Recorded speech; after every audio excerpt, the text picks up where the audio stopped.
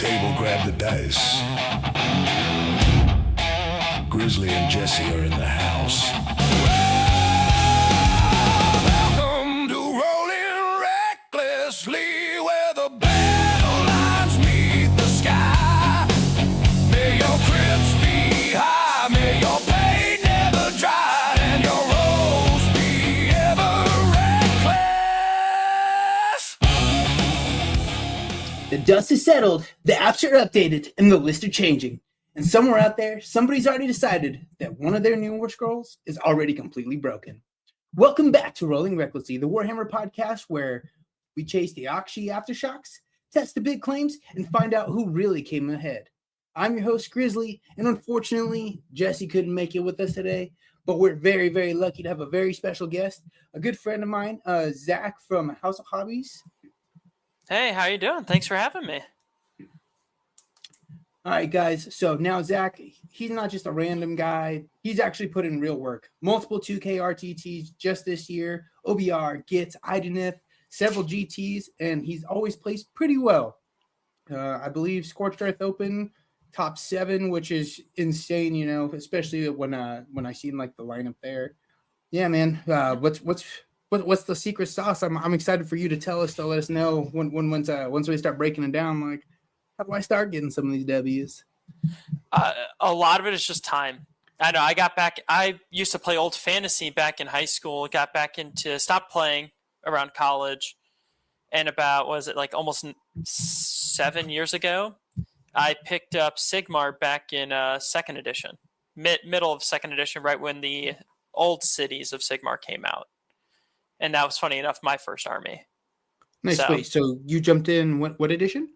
Second edition. Second edition. Okay, so they have like points at least right back then. Yeah, right? that was after they had the whole point snafu of first edition not having points.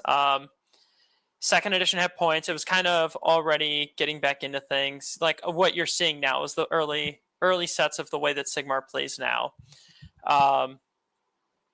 Yeah, and I was just doing like casual games for probably the first 3 years there. Like I didn't go to any events. I didn't know at the time. Actually, there's no one that I knew for those first 3 years still plays, and or I don't know him anymore. Like I was never all that close with anyone. It was more casual pickup games, and it wasn't until like after 3 years that I actually was when the Old World over in Scottsdale had opened up, and I started hanging out with Colt and James.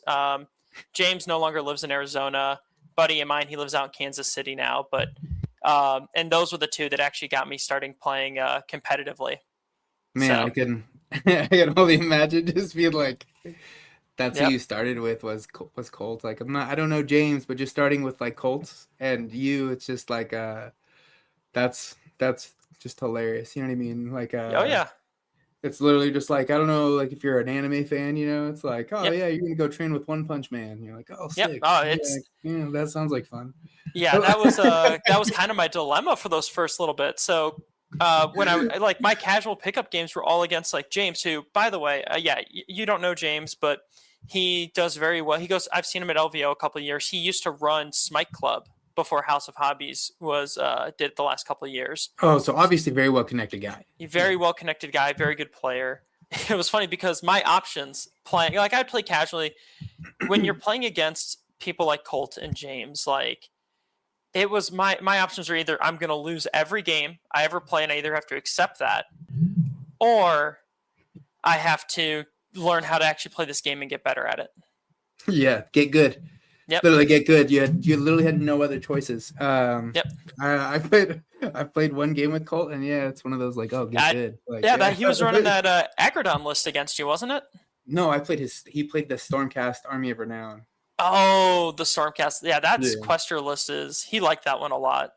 It was really cool. It was really, really cool. It's just one of those like, it made me feel good because I always play against Stormcast. So it's like, oh, if I'm going to play you, like now's my opportunity. You know what I mean? Like for it to be like not just total domination. Because, you know, like there's like a different battle order when it's like you're learning how to play an army that you've never played against or you don't know their rules. You know what I mean? Yeah. I'm the type of guy, especially with how complicated this game is, like I know like the core rules for like a good chunk, but at the same time, it's like if I've never played your army, you could like just make up some nonsense. You could probably come through with like some homebrew army, and like I wouldn't know any better, man. Like I don't know, Yeah. but so it's just one of those like I just believe you, I guess. I don't know. There's certain stuff I'll question like, dude, that seems a little bit much. Like, Yeah, can I see that? it's honestly something that helped me a lot, especially in those situations was, and again, I never mean any disrespect when I do it, and most of my opponents understand that because we've all been in this boat. Yeah. The app locks content you don't own. I will literally look to my opponent in tournaments. I'm like, hey, look, man, I'm not questioning this. Can I read that rule? Like, that sounds crazy. Yeah. And maybe out of we're 10, misinterpreting this, right? Like that's oftentimes like what happens for me. Yeah, like, did I hear you right? Can I just read this so I understand what this does? And everyone's always like, oh yeah, here it is. They just, same thing applies like with, I have some wonky rules with Gits. Like I have weird rules with, when I was running that OBR list back at Scourge that you saw. There was weird rules that I would not expect my opponents to know and or understand. That, hey, if you want me to explain it, I will sit here for as long as it takes for you to understand what this rule is. And if we need to, like, I can get the judge over here to maybe they have a better way of explaining it than I do, Yeah. Yeah, no, exactly. I've learned that like, maybe we all like interpret things differently, and like certain ways that certain things are said is key. Yeah. You know what I mean? But I can't wait to start breaking that down. Last episode, we actually got into the Scourge of Aqshy updates. We found some winners. We found some stuff that people are excited about, and we realized real quick that was really going to be way too much to cover in one episode. So I'm real happy to have you here, Zach, man, to kind of help break this down. But before we get into the Aqshy Aftershocks, I like to always bring in like a community perspective. We're bringing you in. I'm super excited to have like your brain behind this. You're a very smart guy. I've talked to you just like a lot of times in passing. You're always at Gamers Guild. You're a big part of like the House of Hobbies team. So you know what I mean. Everybody kind of goes to you when we're like, hey, what we need to confirm this. Well, where's Zach? Go get Zach. You know what I mean. If you tell me something like, oh, okay. I understand that you kind of know what you're talking about. So I'm really excited to have you here, hear your perspective on this. I'm very big. I like understanding the rules and making sure I understand how things play out or interactions. Like there's some weird interactions in the game where even just this weekend played against Cameron, and we had a weird interaction pop up where we had to sit there and be like, there's three of us going through the rule book, trying to find like, wait a minute. Cameron wanted to test out new ogres. So he was running an ogres list, and I'm good it was the new cavalry, like heavy cavalry unit, a couple of the named rhino and the unnamed rhino heroes, the new unit ones? of gluttons. Yeah, the new ones. Nice. Okay. He was proxying like Stonehorns for him. Yeah. I kind of figured. Yeah. There was a good amount of proxies in this list, but it was something he wanted to test out. It was a casual game, and I was testing out one of my Gits lists. Well, then all those models are brand new, right? Like they just like, you can't even buy these yet. No, they're not. They're not even. Yeah, the FOMO box isn't out yet. But the heavy cavalry have this rule that states if you are in combat with them, you do not count as having charged. Okay. Well, that's kind of weird. It's very cool. It's a very powerful ability. Besides, you think about the fact of like, oh, hey, if this unit charges, they do an ability. If this unit charged, they get +1 damage. If this unit charged, they like squigs get +1 attacks. Like it basically negates a lot of these buffs. But that wasn't the rule that kind of came up. What comes up is one of the new battle tactics, Siege of Ashes, Part 2. The second step of that states that I have to control an objective with a unit that has not used a move ability and a unit that has used a charge ability. Okay. And it does not say that they have used a charge ability. It says that a unit that has charged. Really? So if it had said a unit that had used a charge ability, my squigs qualify if for charging in there. Yeah, because they did use the ability, whether it counts as it. Right. Whether or not it counts or not, it counts, or that would count as using the ability. But the actual wording on it says that has charged this turn, and those new cavalry units say you don't count as having charged. So I was still in think combat with them at the end of the turn, and we kind of looked at it, and we're like, well, wait a minute.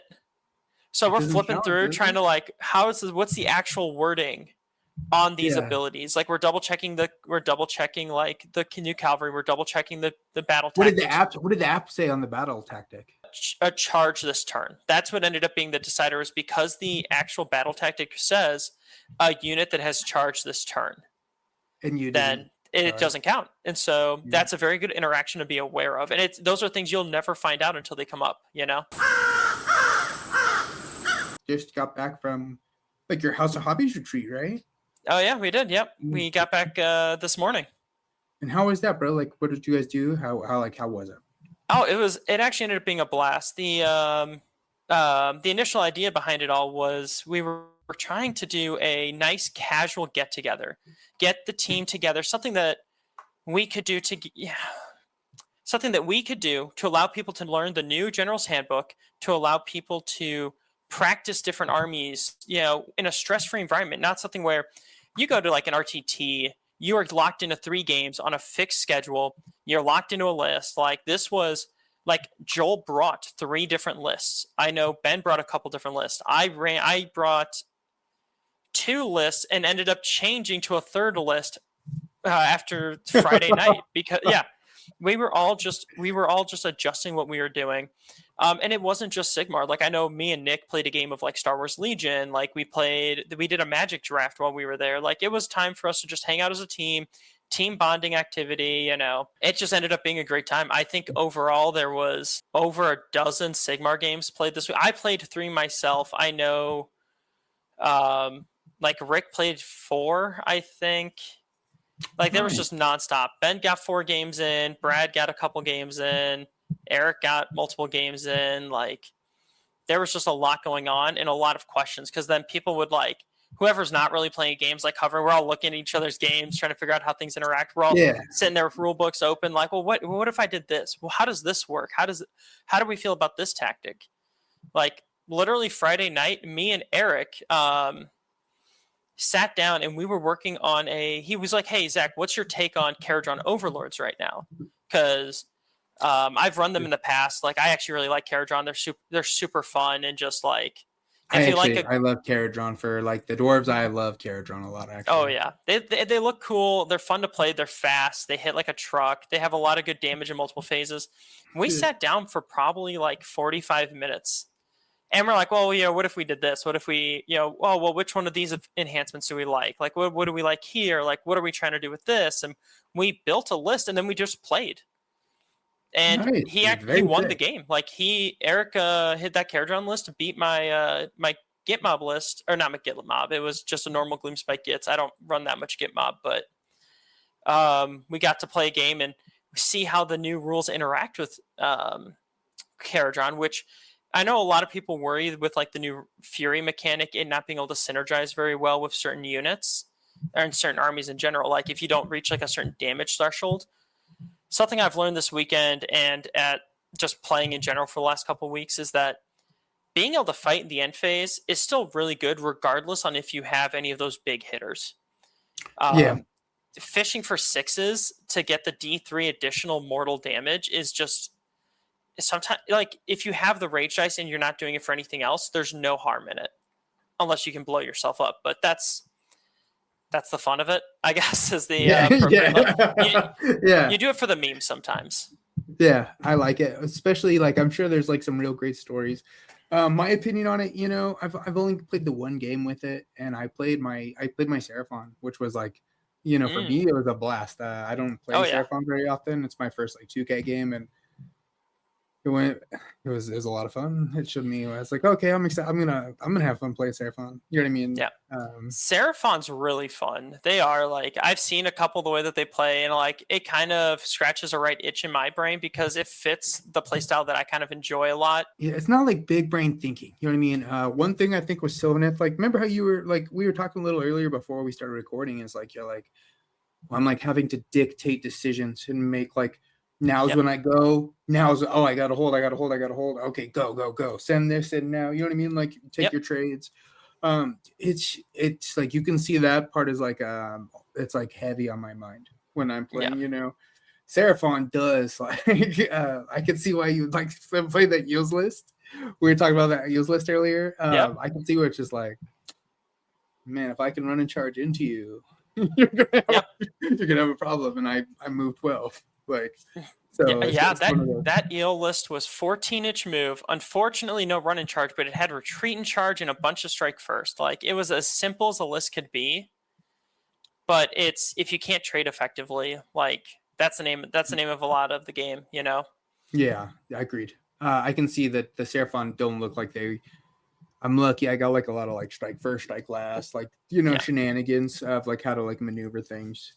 That and I think Seraphon actually has great, a pretty cool spell lore that just in the last battle scroll got to be free. Yep, and it's run and charge now. You can get. I give him the run and charge, the speed of Faunchy. That's huge. And then my guy gets +1 to casting. You know what I mean? And it's just, it feels. I give it to my Croxigors. And then actually, the 2 Astericisms where you have like, you can add the movement. I always have the 2 movement. And then on the Carnosaur, I give him like it's like an enhancement that lets cavalry and monsters get +2 to movement also. So they're getting, most of my units are getting +4. Yeah. It's funny because when it comes to the Astrums, one of my favorite Astrums from Seraphon is actually the ignoring 1 rend. Yes, that's nice. While you're holding your territory. In your territory, yeah. Yep. If you're dealing with like any of those battle plans where you kind of want to sit, you're like, oh, I can actually sit in my territory and score decently well. I'm just going to pick that. Like, in the past, I played a Seraphon player with my an old version of the OBR list back in January. Mm-hmm. And we sat there and it was a half board deployment. It was Grasp of Thorns was the battle plan, the old one. And we can like lock people in on the 3-up, right? Yep. And he sat there at round 1 and he asked me like, oh, how much rend? And OBR at the time, this was pre-book. This is index OBR. I can get like 3 to 4 rend fairly reliably. And he sat there and he was just like, that's too much rend. I'm going to pick the +2-inch movement. And then I proceeded to now get full value out of my rend into him. And it just killed Croxigor. It just killed warriors. It was just, things like that can really like those small decisions can like really impact like the game itself. And Seraphon, I like the fact that they have those options though. The Astrums, if you're like, hey, you've got 1 rend on all of this stuff. This isn't a half board. Like, I'm not gonna be able to my territory a whole lot. +2-inch movement. You're slow. You can't catch me. Oh, I want the casting buff. Well, now it's like, did you see? It's like now it's every battle round instead of like before. It was like you would pick 1 in the beginning, right? And then on the 3rd round, if you achieved this, this condition, you get this one. Now it's every round. Does it still as long as you meet the condition or? Yeah. You have to if you meet that condition in the next round. The one game I played, you can pick that Astericism. The one thing I did was I gave the +2 to movement right away, and I ran in.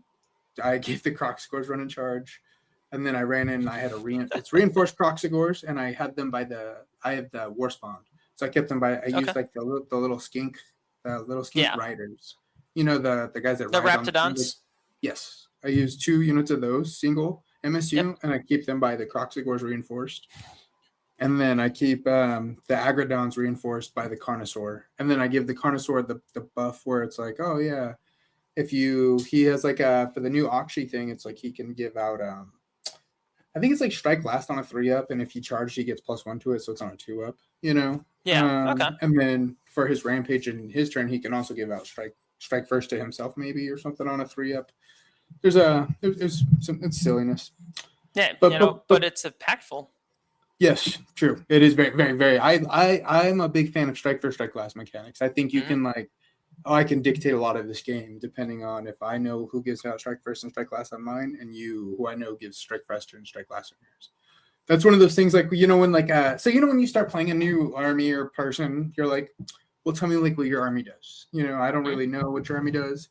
We have that beginning conversation, where we're just kind of talking things through, and it's like, what does your stuff do? And it's like that's one of the first questions I ask them. Like, what is your threat range? Like, how far can you charge? You know what I mean? Can you run and charge, 3d6 charge, any of that kind of stuff? And then who gives strike first, strike last, and who shoots? That's really like Judge everything off of that. Maybe do you have any teleports? You know what I mean? That's literally like the first. If I feel like I can. Yeah, those are I can the do very quite a bit important with questions. that. Yeah. Anything else is just one of those like, oh, I'll learn along the way. You know what I mean? Especially this game has like so much nonsense where it's like, well, this guy charged, and now that he charged, these guys are going to get to shoot you again. And then it's like, oh, and then these guys shoot, they actually move. You know what I mean? Just like a lot of, I know I do some silly nonsense. And you can see when I'm doing that to people, they looking at me and you're like, I'm sorry, what? Yeah. Yeah. Yeah, you invoke a little bit of confusion. You're like, how does that work? And you're like, oh, look, I don't know, but it works. Yeah, you're like, well, here, let me show you I'm going to show you the order this breaks down. And it's what it makes me happy when I start seeing other really good players and they're doing certain things. I'm like, good. Now I know, like, you're doing this thing. I feel fine doing this thing as well. Yep. But so it was nice actually before we start getting into the Scourge of Aqshy stuff. I did want to talk a little bit about you, man. One of the big things that always interests me when I talk to you is you've played so many armies. Not only have you played so many armies, you've played so many armies like competitively. You have a very good idea of like how rulings work, people's battle traits, like different important things like that. Like, what kind of started all this for you? Like, you know what I mean? Like, I know you said you in the very beginning you did like you played like for the first couple of years it wasn't so like competitive as much as it was like just kind of casual pickup stuff. I'm sure playing Colts, had something to do with that, and then you guys all went like hyper competitive. Like how did this start?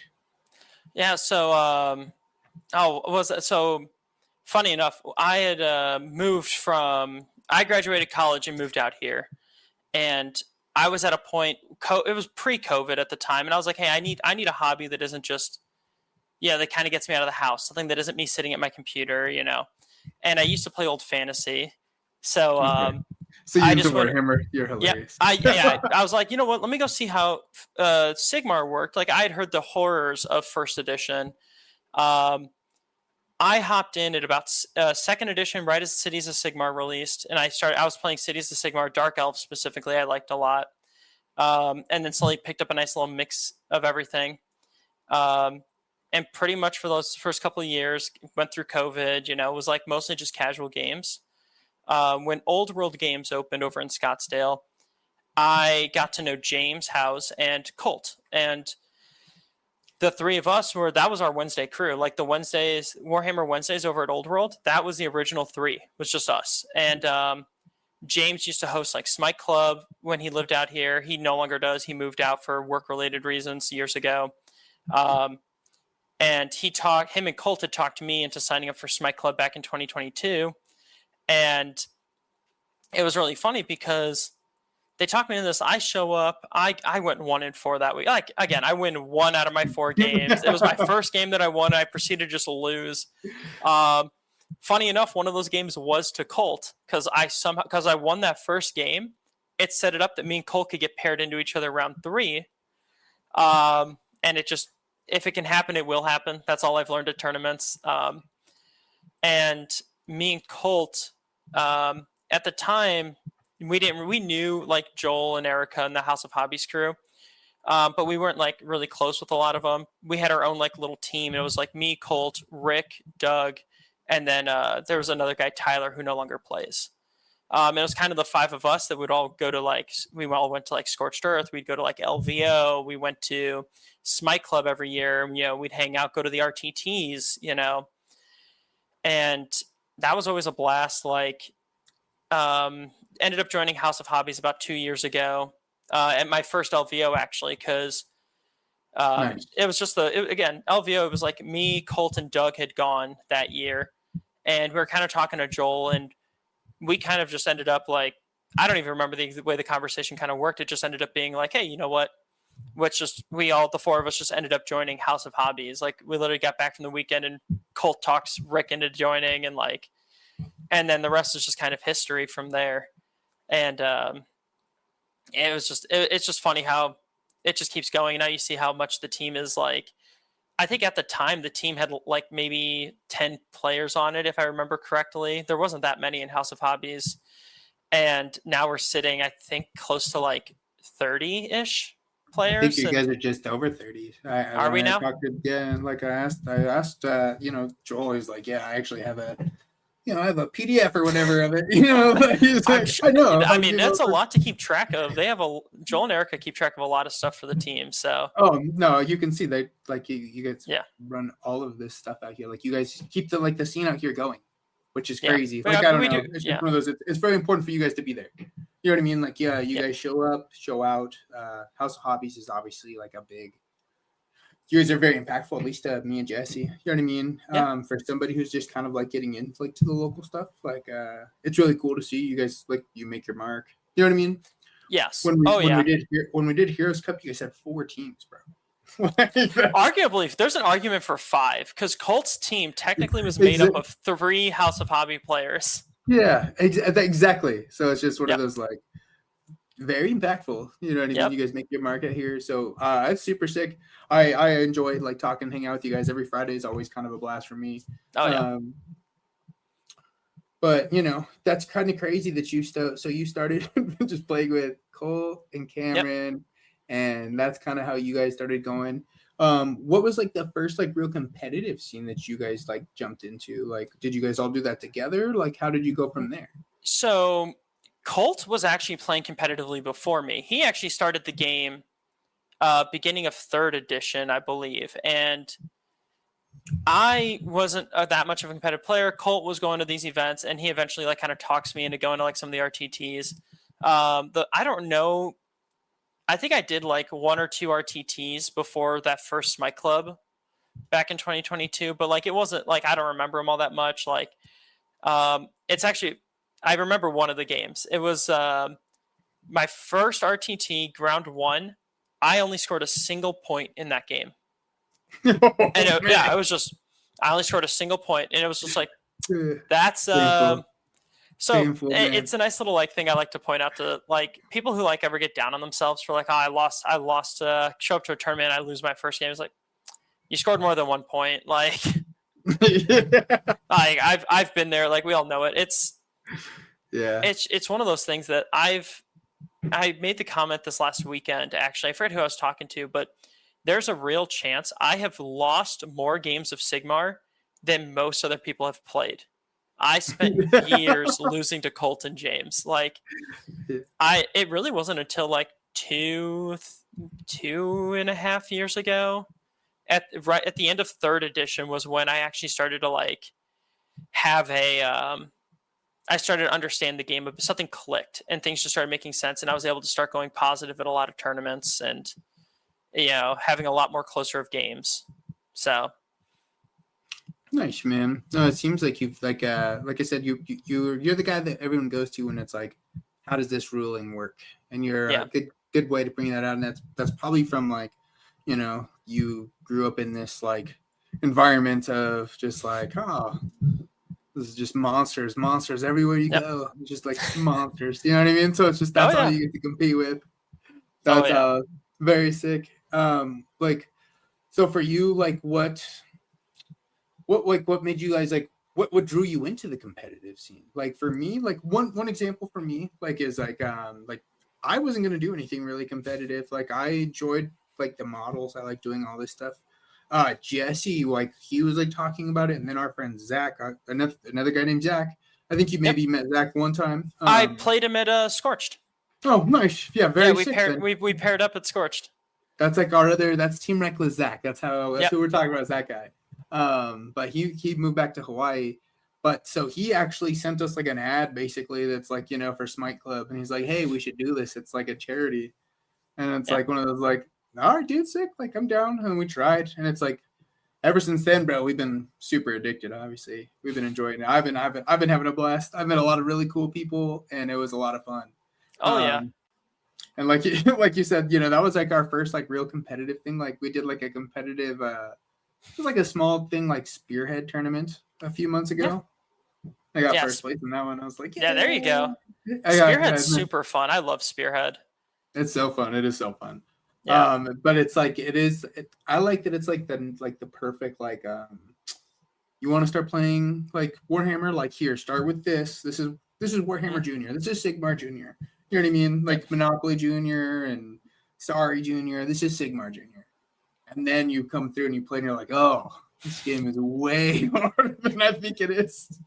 Yeah. Yeah, I don't. Spearhead honestly was like one of the greatest ways to introduce people. Funny enough, like competitively, like the way I got into a lot of the competitive stuff was Colt. Like me and Colt and James would hang out, and Colt was like, "Hey Zach, you should really consider. Why don't you come out for like this RTT? Come do a 1-day thing." And then like he slowly built that into, "Hey, why don't you come to Smite Club?" Like, and it just always worked out. I always had a good time. And then eventually he was just like, "Hey, I'm going to Vegas for LVO here in January." And this was like during the 2023 Gamers Guild GT down at the Tempe location. He was talking about it, and he was just, and I was just kind of like, you know what? Like, it's in January. I have time off. I had built up some time off at work, and I was just like, I'll just take it off. He says it's a good time. Like, I'll just go.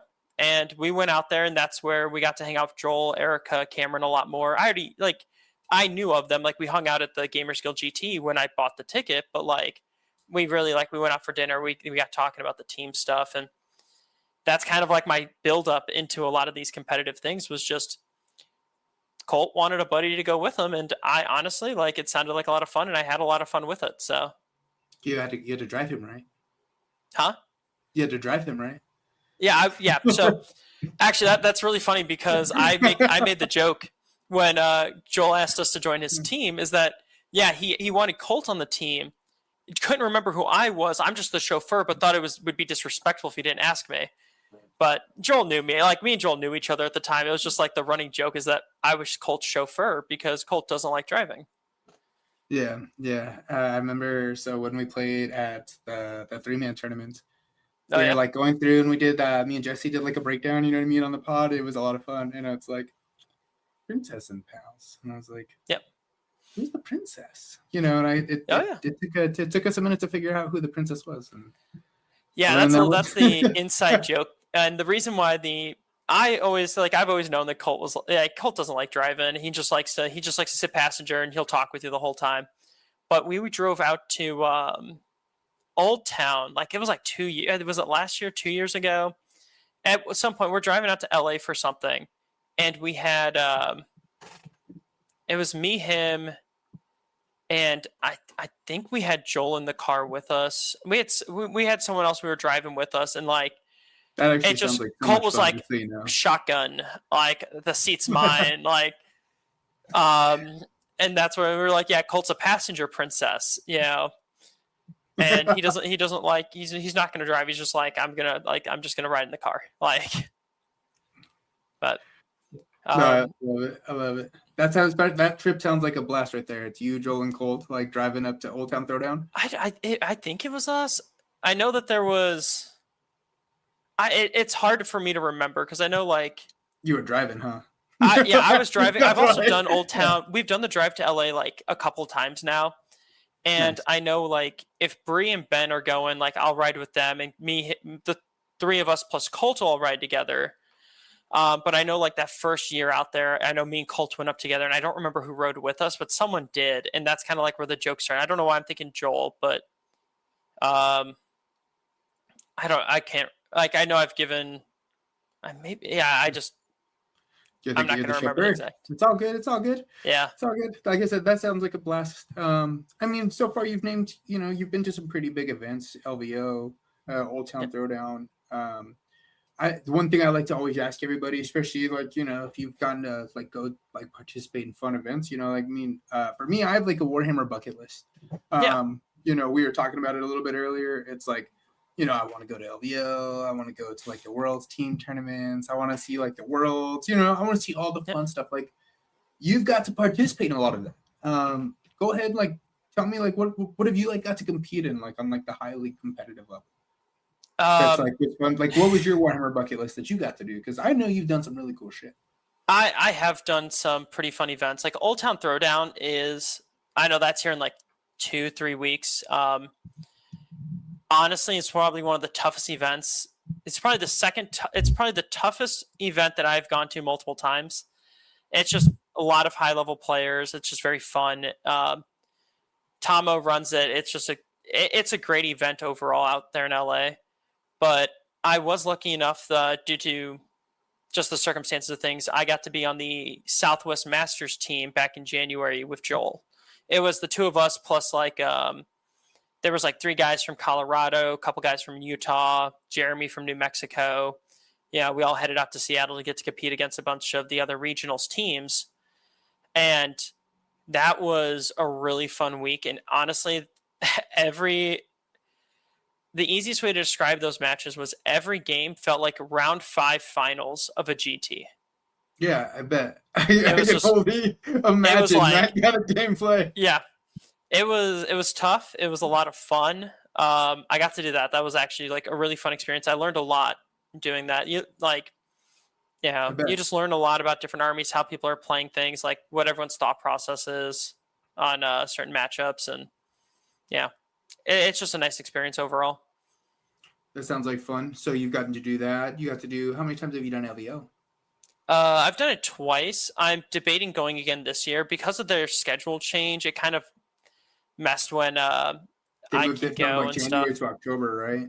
Yeah, it went. January was a perfect time for it, but now that it's first week of October, I'm at this point in the year, I'm well, wait a minute, do I have enough time off to get through the holidays? Do I have enough time off to do the remaining things I need to do? And it's just a matter of figuring all that out. And I still haven't been to LVO yet. I really want to go. That's one of those I gotta go there. You know what I mean? So there's a couple fun. things I'll go. I know it's we live in Phoenix, so it's right there. You know what I mean? Yeah. It's a 5-hour drive to LVO. What's nice for you guys too, I know you're in the House of Hobbies Discord, 100%. You'll in there we have a chat for every tournament that we'll go to be able to coordinate how we're getting there, who's going.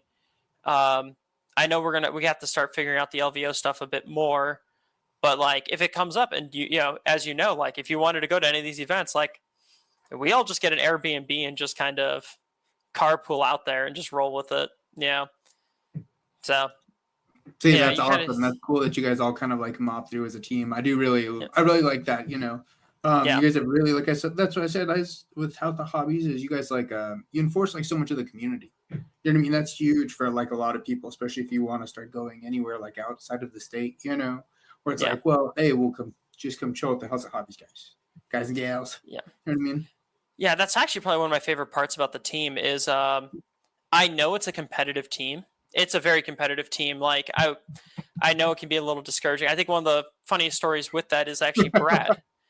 Brad is a rather newer player, but he's played a lot of games against us, and he's trying to learn these things, and he's learning very quickly, and he's picking these things up, and I can see things are clicking in his brain on how to play it. As you've seen in the Discord, he'll then post because he will play in these online leagues, and he's decimating players in this online league. And my take is always of course, if you spend all week playing with players like Colt, Cameron, Joel, Henry, Jed, Doug, Rick, you play against those guys, you're naturally just going to get better at the game. You're going to see what people are going to do. You're going to see what loses you the games. Yeah. No, I think it's one of those things when you play against those guys, you're there's been a lot of times I've seen on the chat, people dude, I'm just losing. And it's you jumped into the hardest meta you possibly could, my friend. It's I don't know if you play any fighting games. Me and Jesse are always relating. It's if you play Tekken or Super Smash Brothers, yeah, I've played Super Smash and Mortal Kombat.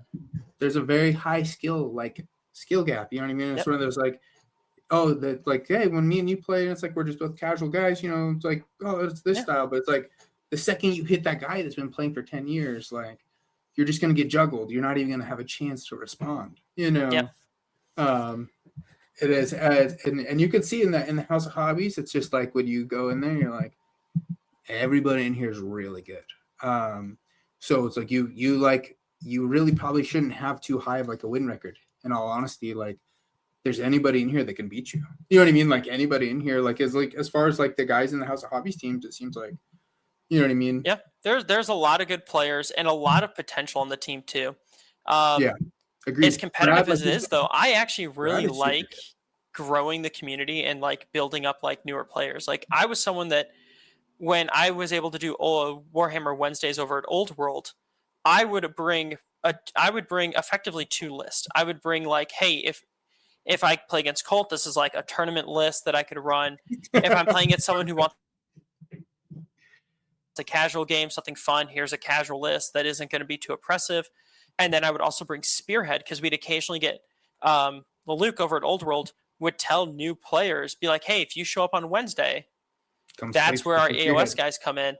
And so I would have Spearhead there, and I would usually bring 2 of them. Like I'd have my Skaven, I'd bring like a Gitz one, and like that way if someone wants to like learn, it's like, hey, here's 2 Spearheads. Oh, you have your own? Cool, I'll just run. I actually am a big fan of like the Skaven Tide Skaven Spearhead for learning, because that Spearhead doesn't do a lot of damage, but it has a lot of board control. So like you can make the game in a learning game, you can make the game feel close without tabling a new player. Yeah. So it actually makes it very good, because I've always found that as a very nice like teaching Spearhead when I play that, and then have them play whatever they're wanting to learn.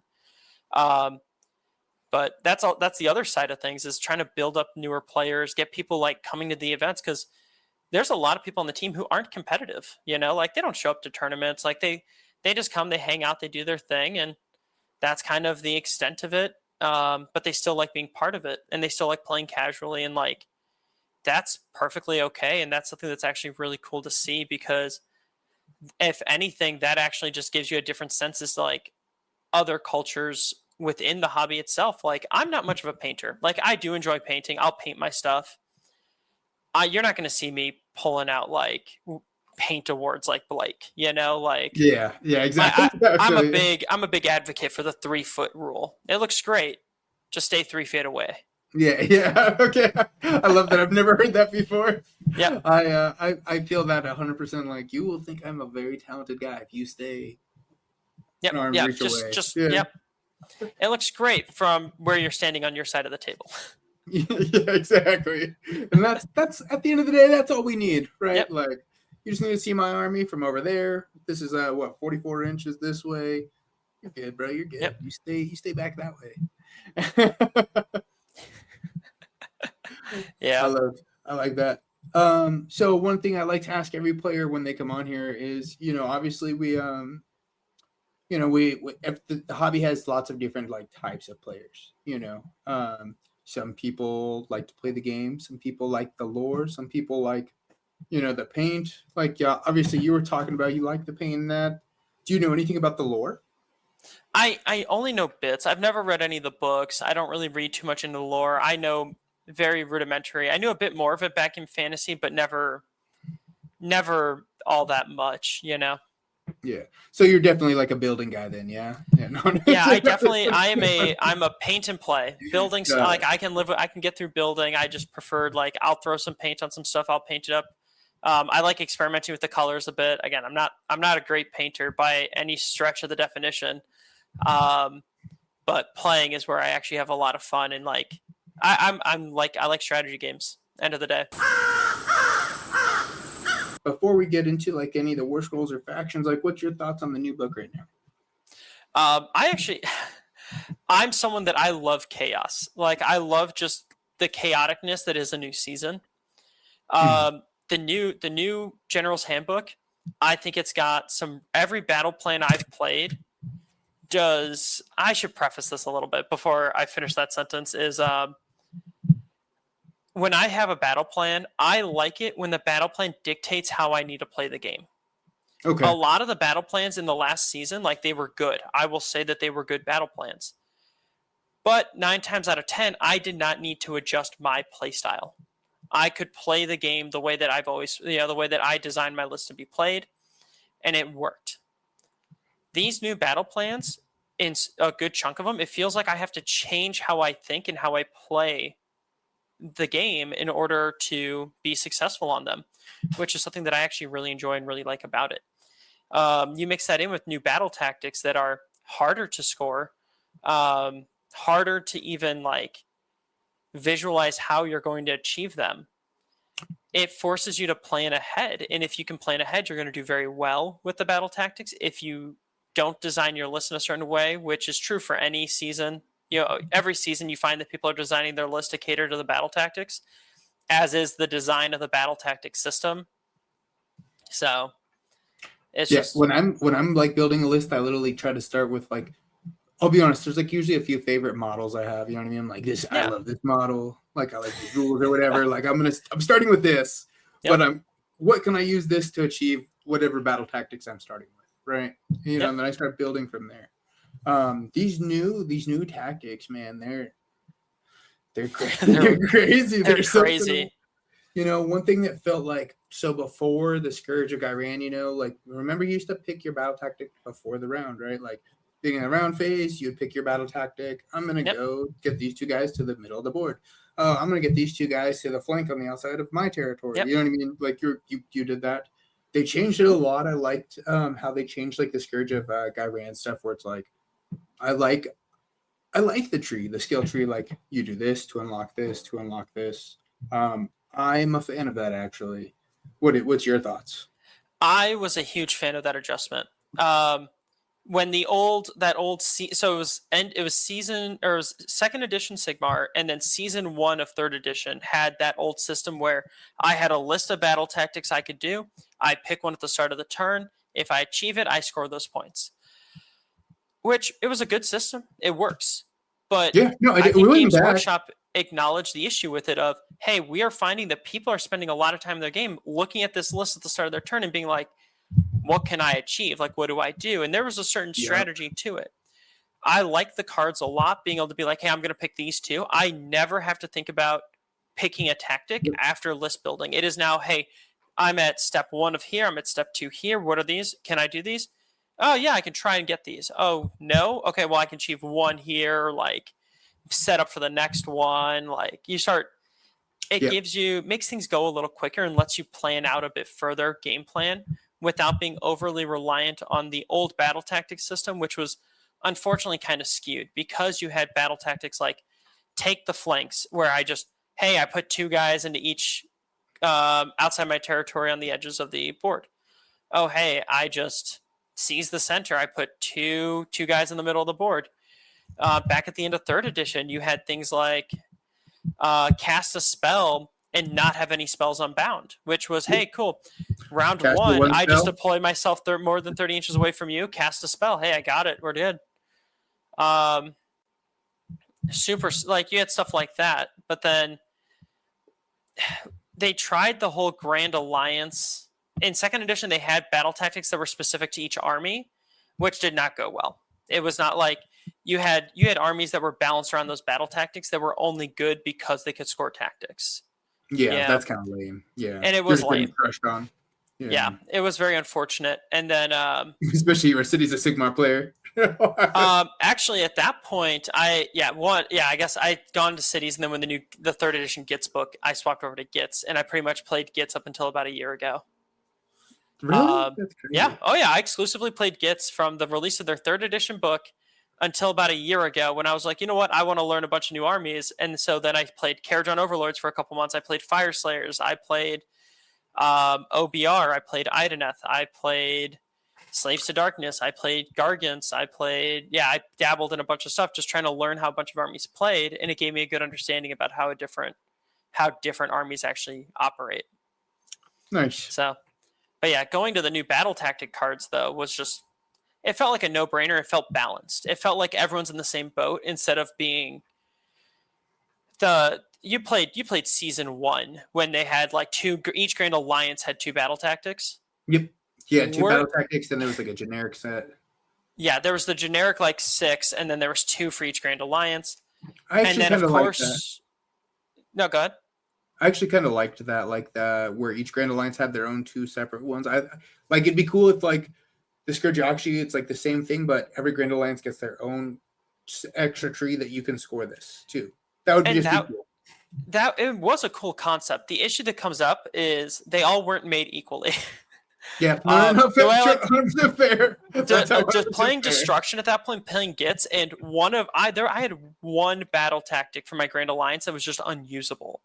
It was called Time to Get Stuck In. And I literally was just talking about this today because we were talking about third edition a bit, or season 1 of fourth, and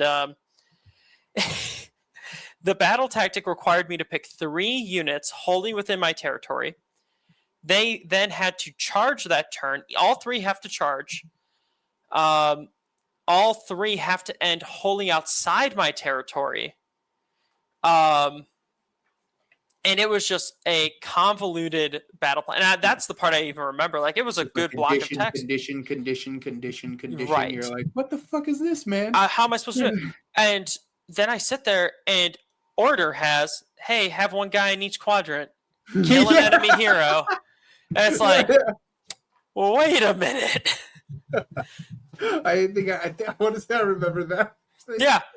But that's the unfortunate bias that you sometimes get with that. And it's a cool concept to have Grand Alliance specific things to gear, because Grand Alliances kind of have a playstyle kind of dictated for them a little bit, just by the way that they play and stuff like that. And that and their faction, you know what I mean? Is another, it's almost like a sub, kind of play style. Yeah, I can 100% agree with that. So, what's your thoughts on that? You like the tactics? What are your favorite tactics right now? For this new season, it's funny because I like a Siege of Ashes is a very solid, hey, you're going to be able to get you could kind of do these. It plays very well into a castle play style that I like a lot. Is that the one where you pick up the hideout? No. So Siege of Ashes is the get 2 units wholly outside your territory, wholly within 6. 6, and then 3 of each other outside, Yeah, very very doable if you deploy right and if you have the right units for it. If you get some cavalry. Cavalry's nice. Yeah, if you have some cavalry, or what most battle plans don't even go to the half board at every location on the battle plan. There's almost always a neutral zone that you can just move into, which works out fairly well for it. We've been saying that's the new scouting forces. Yeah, it's a very achievable one. The step 1 is. Step 2, you have to have a unit in combat at the start of wrong battle tactic. You have to be controlling an objective with a unit that did not use a move ability and another unit that had used a charge ability. Or that has charged. That's charged. It has to have charged. Not use a charge ability. The wording is has charged. Yeah, has charged. Yeah. Which is fun interaction there with the new ogres that I got to learn with their new cavalry that says you don't count as having charged. So they can deny that tactic from you. And then the third one is 3 units in the center of the board, not in combat. Okay, that seems kind of difficult. It seems like your opponent's always going to be there to stop that if they choose. It is, but it's the step 3. So usually by that point in the game, you're either everyone's scattered around, a lot is dead, and you can kind of just hold the center and kind of score. It's better than it being the first step. Yes, 100% agreed. You had the other one that I'm liking is Burning Vengeance, which is the pick an enemy hero. They are the fugitive. I like this one a lot. You have to tech your list a little bit to be able to get the quadrants early, because it requires you to have a unit in every quadrant of the board, more than 9 away from the middle. So it's very achievable if you have just 2 fast units or 1 fast unit and a teleport, because you can set 1 up. You can have 1 unit be set up for that. And then pretty much for the rest of it is step 2, have 3 guys within 9 of the fugitive not in combat, or have the fugitive be dead, which is how I've scored it every time.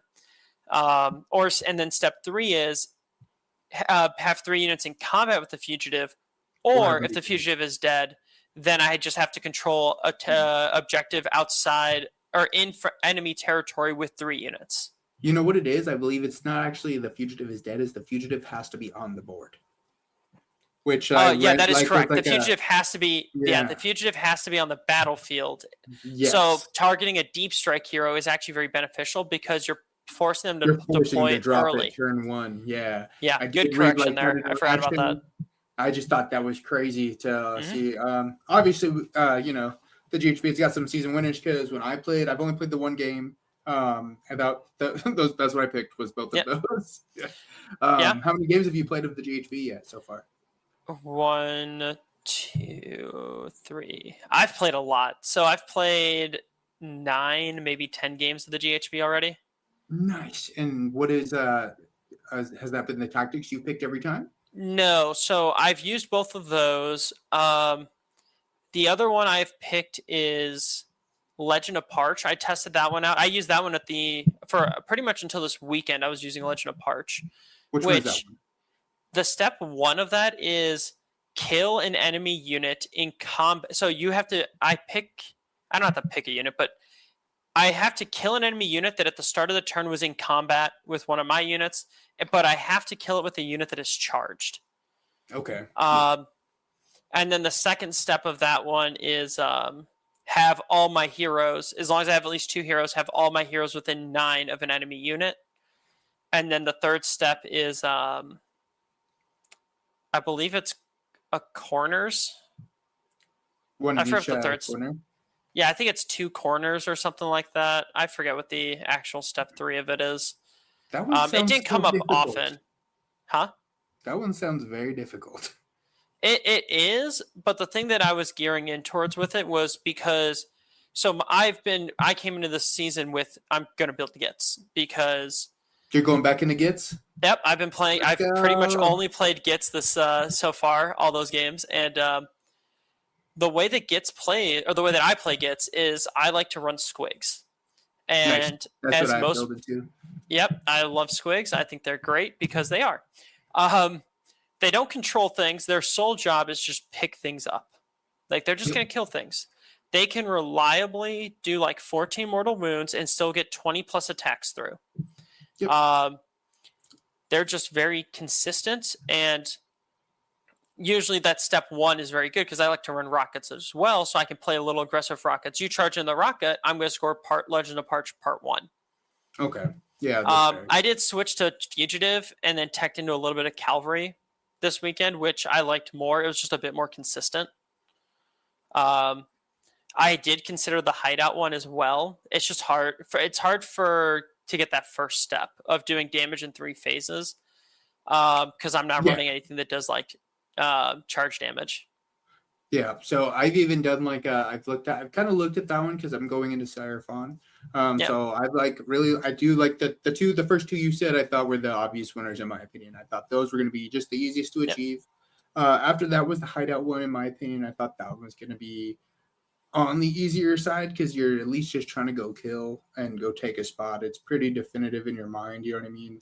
Yeah. Like especially some armies, like some matchups you see, like once they pick that, it's like, oh, you're going to be in like it's just not going to be built in your favor. You know what I mean? Like when Seraphon were coming through, if like you have something, I played Orcs and it's just one of those, you could see it just like, I ran and just ate everything. And it's like, oh, something to keep in mind though, with the start of the new season, this is something I like to point out. At the start of every season, hyper aggressive armies do very well. And that's not for any other reason than no one knows what they're doing yet. Yep, that's exactly. So I can score all my tactics if you're not on the board. I literally.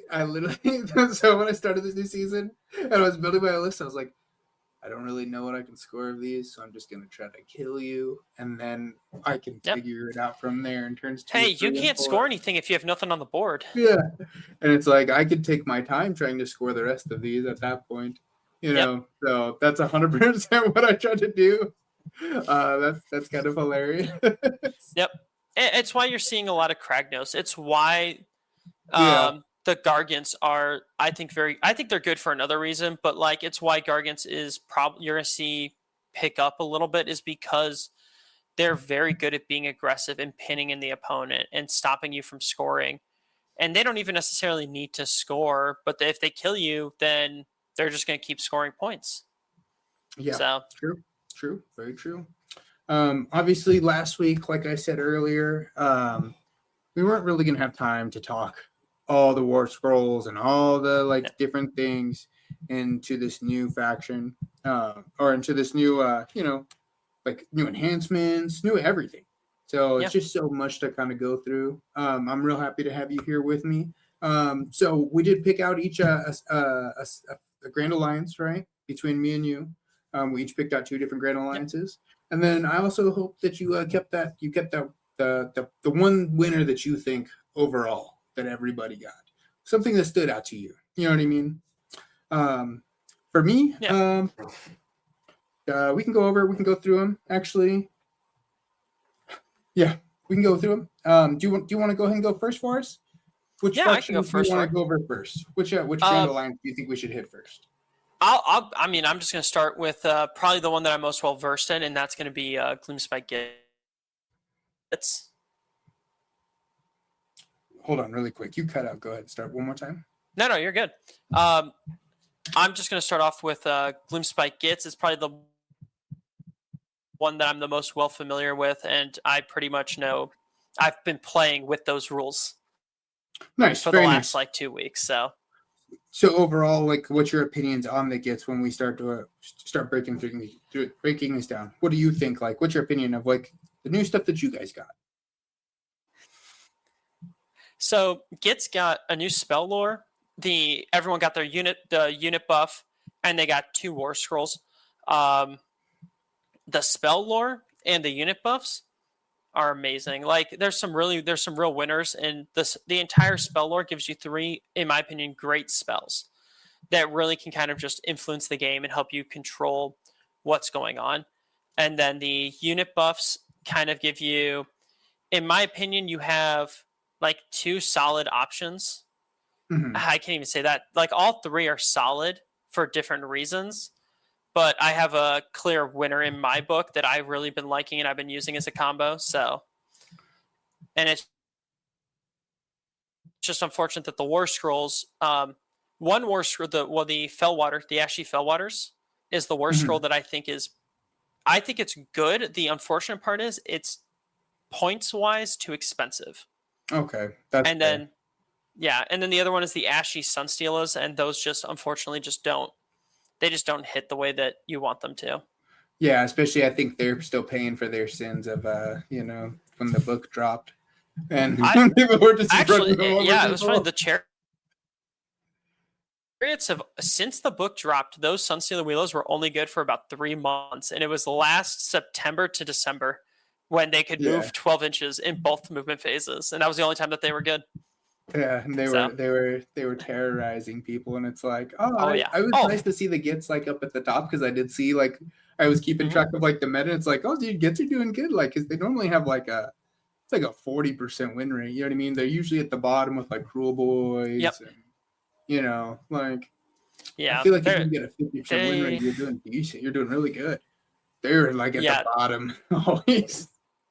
There's a bit of paying for sins that Gits is still kind of doing for some of the stuff that happened at the beginning of 4th. I don't know if you ever were the experience of the Trog Herd meta.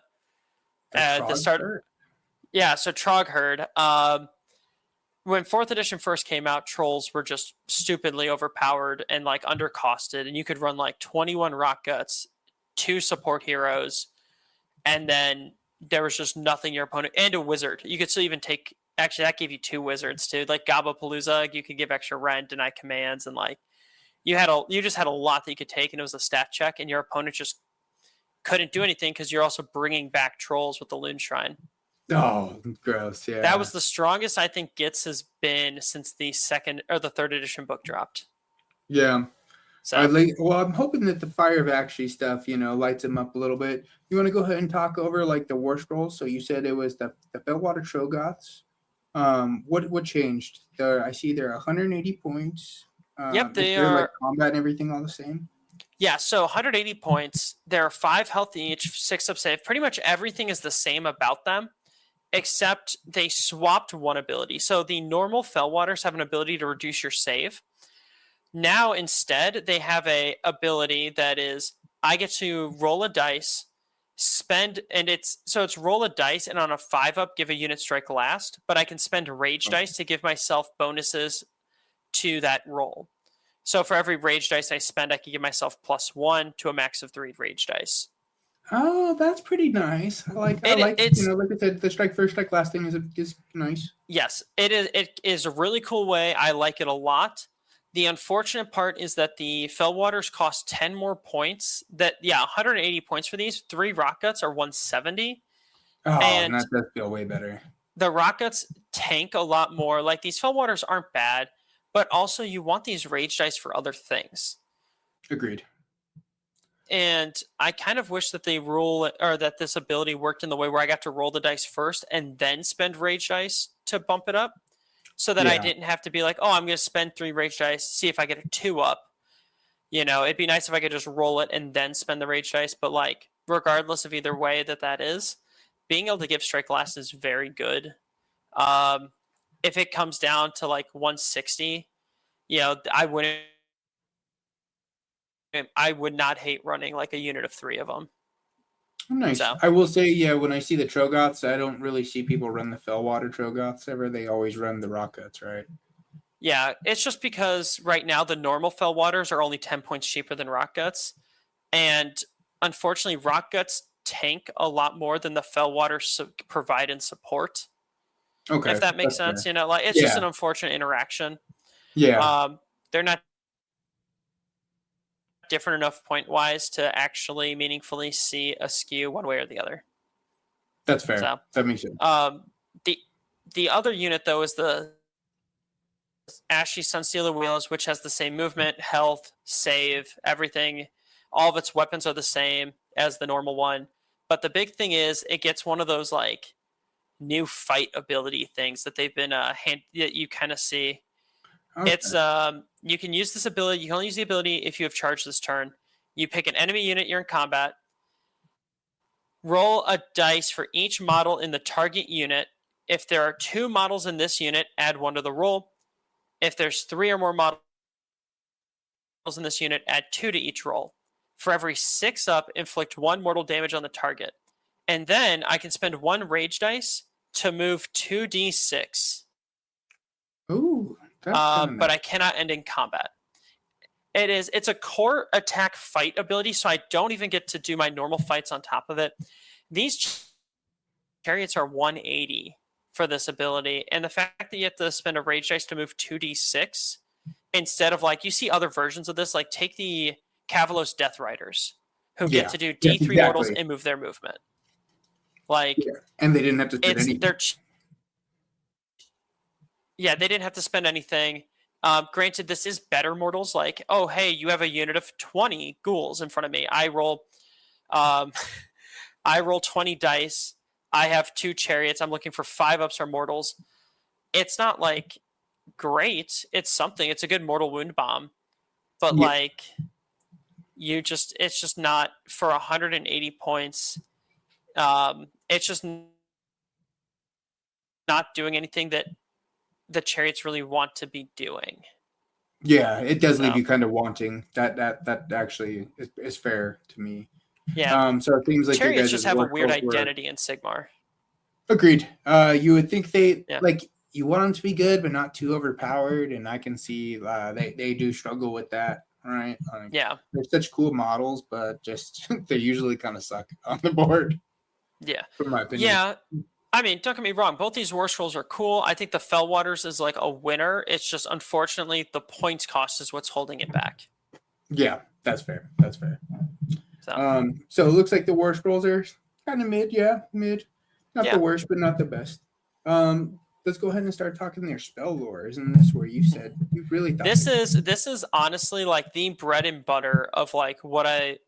It's unfortunate that the spell lore that Gloomspite got in their book did not it doesn't do what you want it to do at all. Like, you just don't have a lot of great spell options. This spell lore is actually, so it's called Lore of the Little Wog, and it's actually got 3 great spells in my opinion. The winner of it all though is the unlimited spell.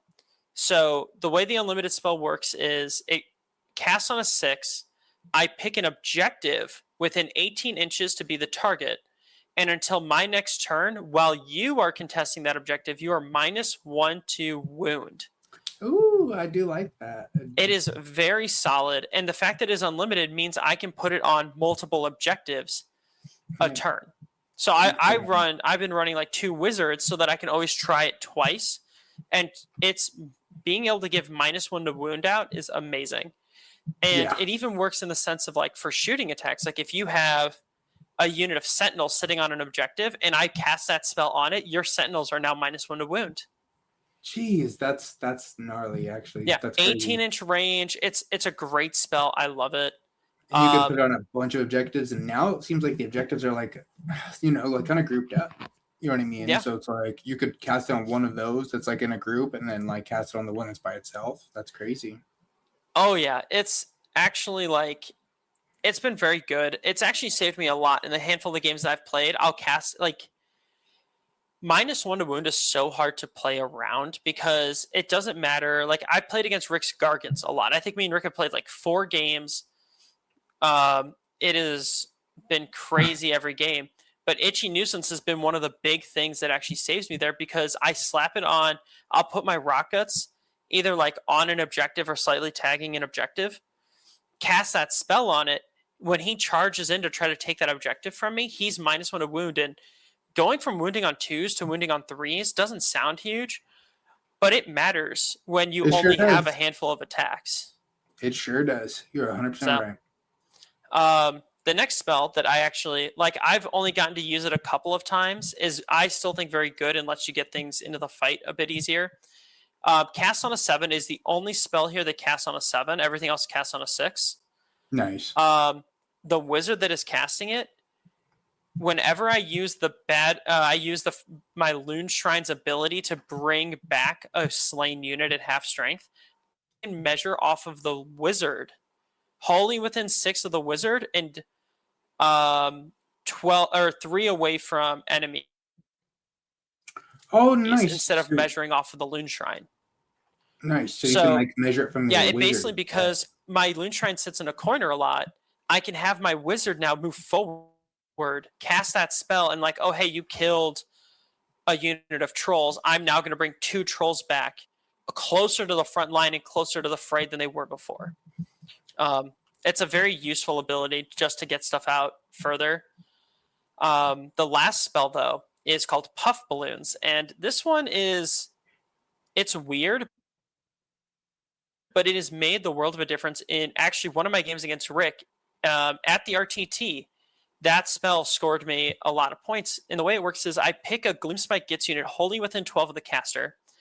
And until my next turn, each time an ability inflicts damage points on the target. And this was one of those rules that we had to look up. When you inflict damage, that happens after the armor save, but before ward saves.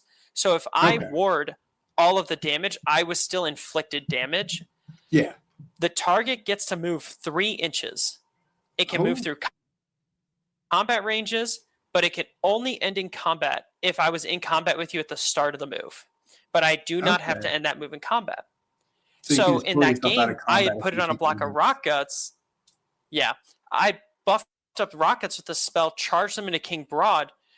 Broad smacked them. I backed them up after they smacked Broad. Broad turns around and hits them. They back up 3 inches. I didn't get to tag an objective, but now I'm like barely in Broad's combat range so that he's still in combat, can't move on his turn.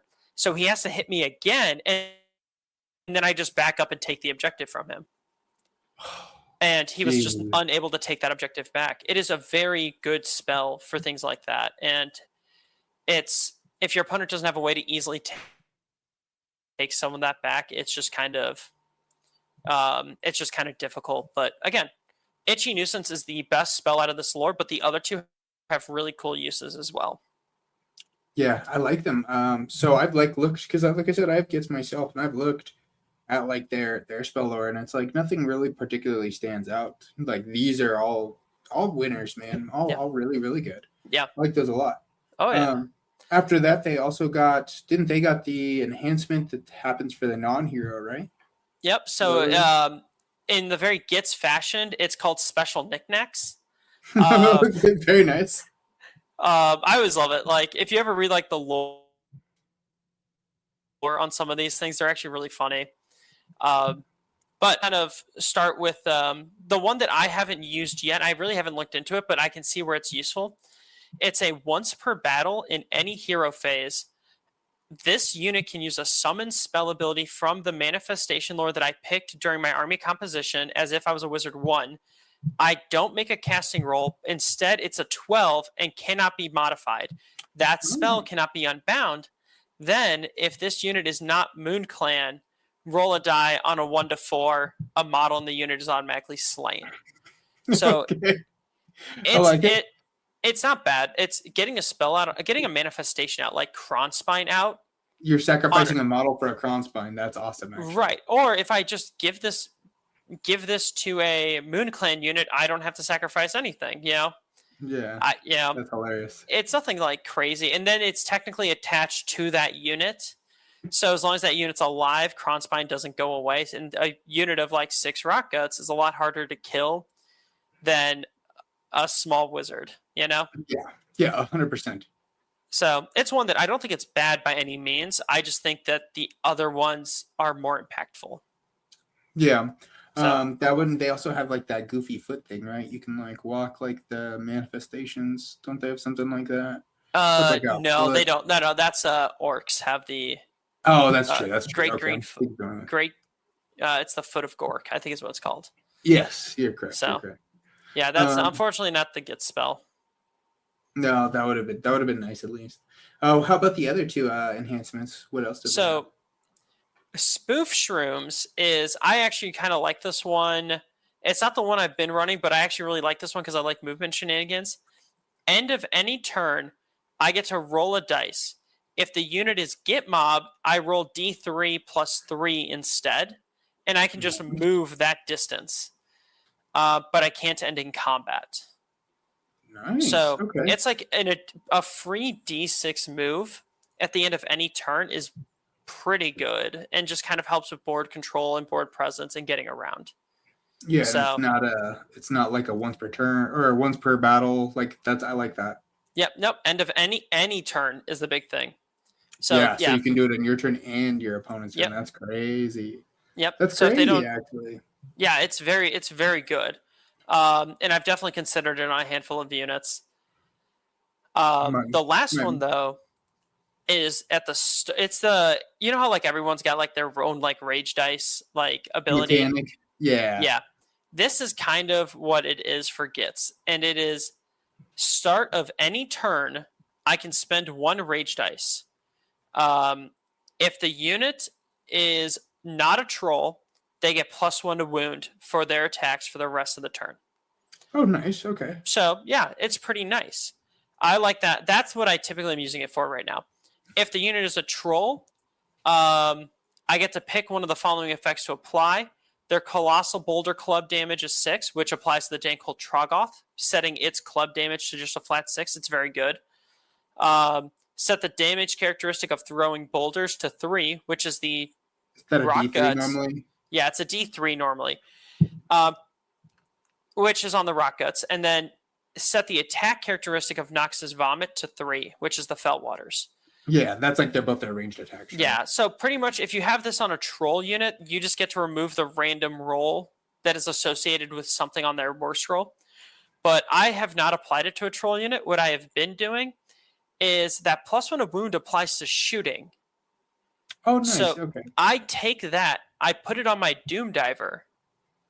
Okay. I all out attack Doom Diver regularly. The So catapult, now I right? have a That's Doom what that Diver. is? Yep. Doom Diver is Okay. 4 attacks. With an all out attack and +1 wound is now on 3s and 2s. 3 rend, 3 damage. That's actually hilarious. And you mix that with its reroll ability, where I give up rend to like reroll. I'm pretty much almost always getting like 9 to 12 damage into you. That's hilarious. So you're using that to yeet the little trolls into your opponents and dealing 3 damage apiece. Jeez, sounds pretty. Yeah, so I consistent. don't put this buff on the trolls. I'm putting that artifact or this knickknack on the Doom Diver for Yeah, the the +1 of catapult. wound. Yeah. Yeah. That's So yeah, it crazy. just flinging goblins at him for 3 damage apiece, and it's just it's also a super fun model. I don't have that model. I have a lot of squigs and I have a lot of Get Mob. I need to get that one, and that's It is. I love that piece of tech. That's great. yes, it is very threatening, and most people that have played against it, like understand that it is just going to keep killing things. Like, you mix that with, what did I do? I played against Victor, who comes to a lot of the RTTs last week, and he's played against me before with Gits. He was playing Sylvaneth. He took Belthanos, full sent Belthanos into my line just to kill the Doom Diver turn 1, and then let Belthanos took a bunch of damage in return, but then he just brings Belthanos out. He's just like, I just didn't want to deal with that Doom Diver all game. Yep, I can 100%. I don't blame him for that. Like, that's Yep. a smart move. If I see you got like the Hellsmith's cannons, you know what I mean? If I see you have that, the second that thing is like any type of vulnerable, I'm like try to charging you, like you're gonna get some nasty coming. Oh to yeah. you. Yeah. I think that's just what happens. But I love that, man. That's crazy. That's a really sick piece of tech. I love that you're just adding to the cannon. That's really, really sick. Yeah, it's actually really fun, and I've been enjoying it a lot. Yeah. I mean, well, now that we've talked some destruction, let's go ahead and talk my favorite Grand Alliance, Order. For Order, I actually got this suggestion from Doug. He posted it in the House of Hobbies Discord. Was Daughters of Cain, man. I really like Doc. I don't personally have Doc, but I'm obviously a big fan of all the elves. I know Doug plays them pretty consistently up at Gamers Guild. You know what I mean? We know him. I know him as like a Doc player. And he said some like cool stuff that I really liked. I thought overall, what is it? They got heroic traits. Was that what it was? That theirs was really, really good.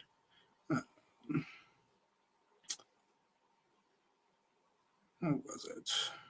It was their boons. Is that where they can add the different boons to the like the non-hero basically? Yeah. I really like also how they did that just in kind of general. For like I don't think all the factions got them, right? Where like they got that extra enhancement on something, but quite a few of them did. I like that they got it. But let's go ahead and start going through those war scrolls. They got the Scourge of Aqshy Melusai Iron Scale. She's pretty cool. I don't think hers was like necessarily the greatest. She's 140 points.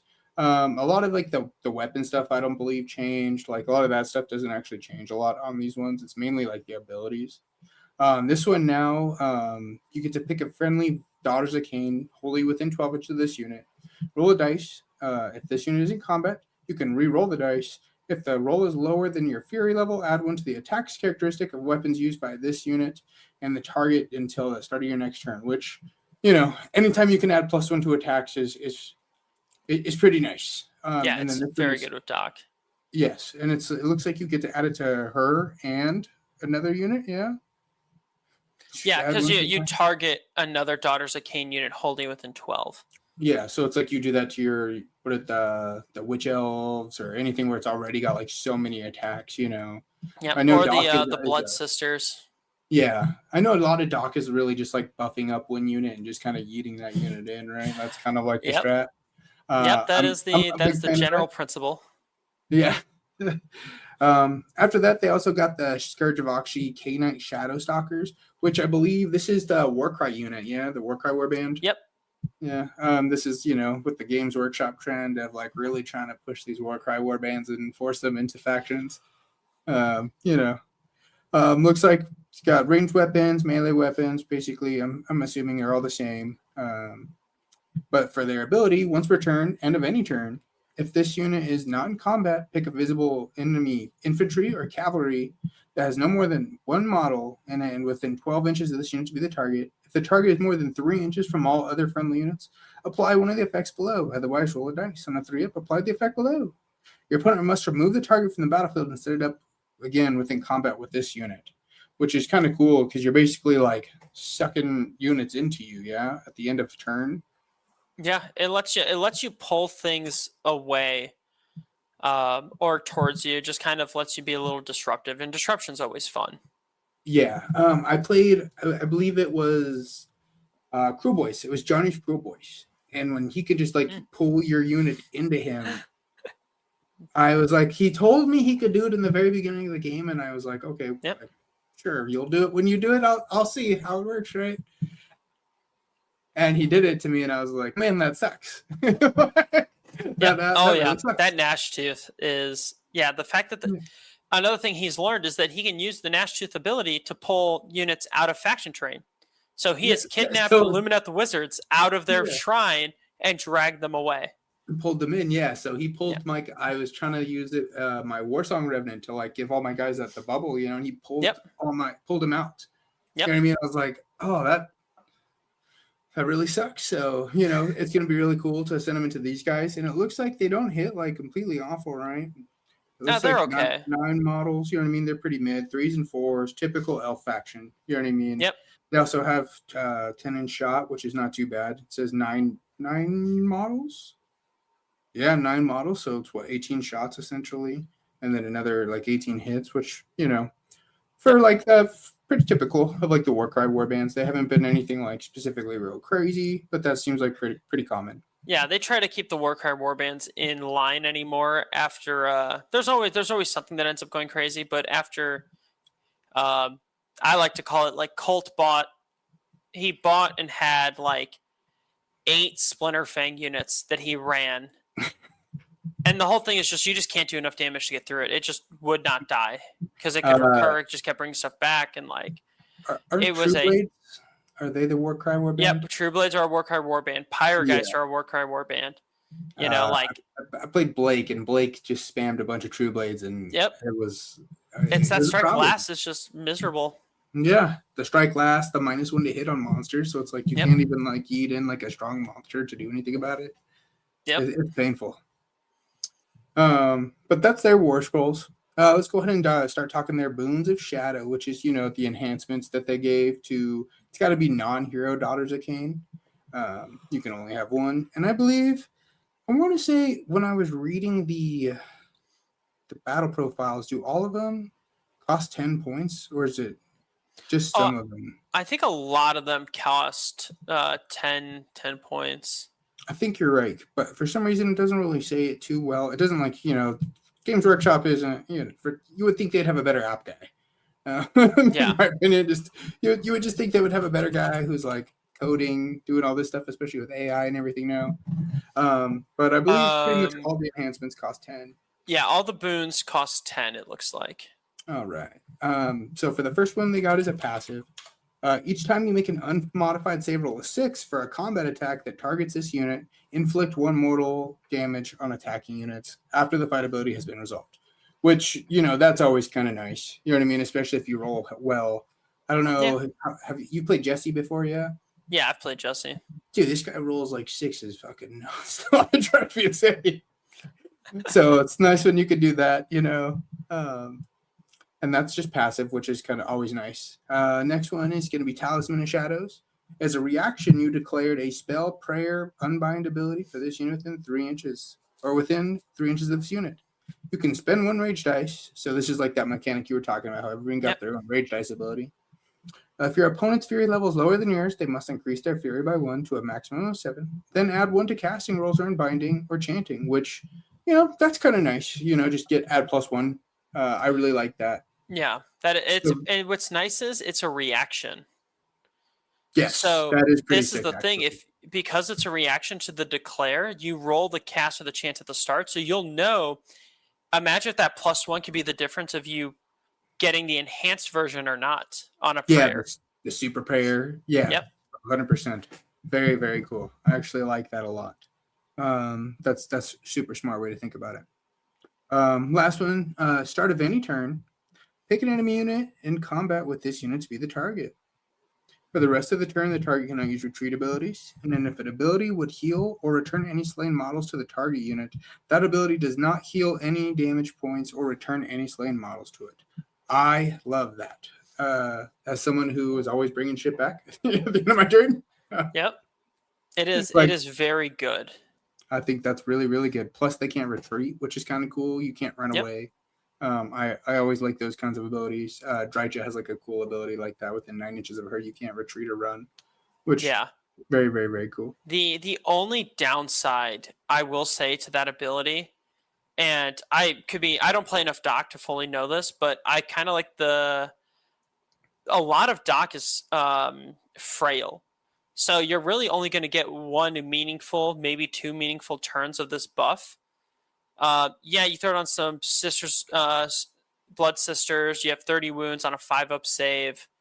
You can give them the witch's brew to make them unrendable. Like, yeah, it's very good. You're able to do that. They have a 6-up ward.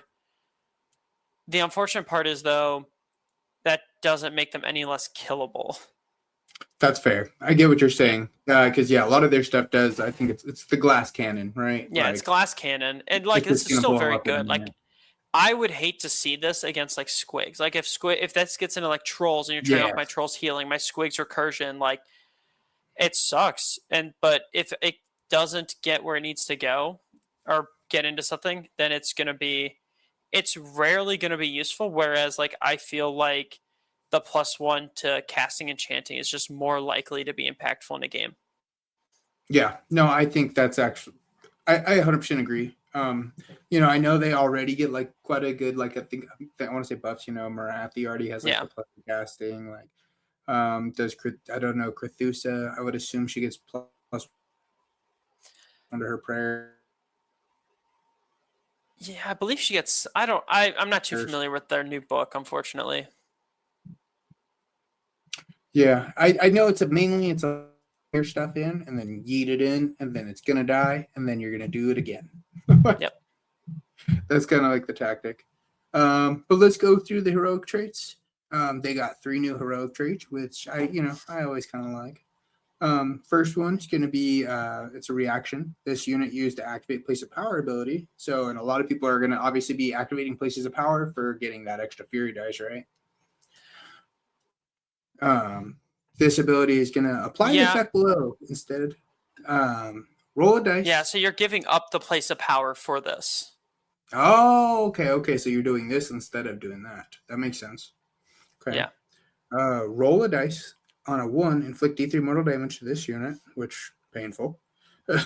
On a 2, if there are no friendly avatars of Cain on the battlefield, set up a unit or an avatar of Cain wholly within 12 inches of this unit, visible to it more than 9 inches from all enemy units. This unit has summoned a manifestation. That seems crazy. Just drop an avatar of Cain on a 2-up. Oh yeah, it's so nice. That's so cool. It's just like, yeah, cool. What do you do? Oh, hey, let me just roll a 2-up really quick to get an avatar of Cain on the field.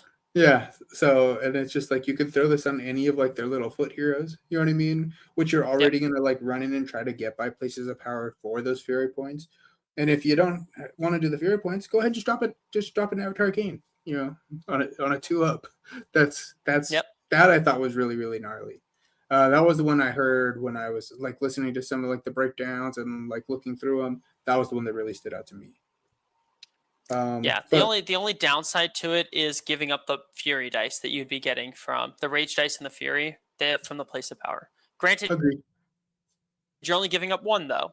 It's only 1 turn's worth because you can just proc it. You just delay yourself a little bit, or bring the avatar of Cain later.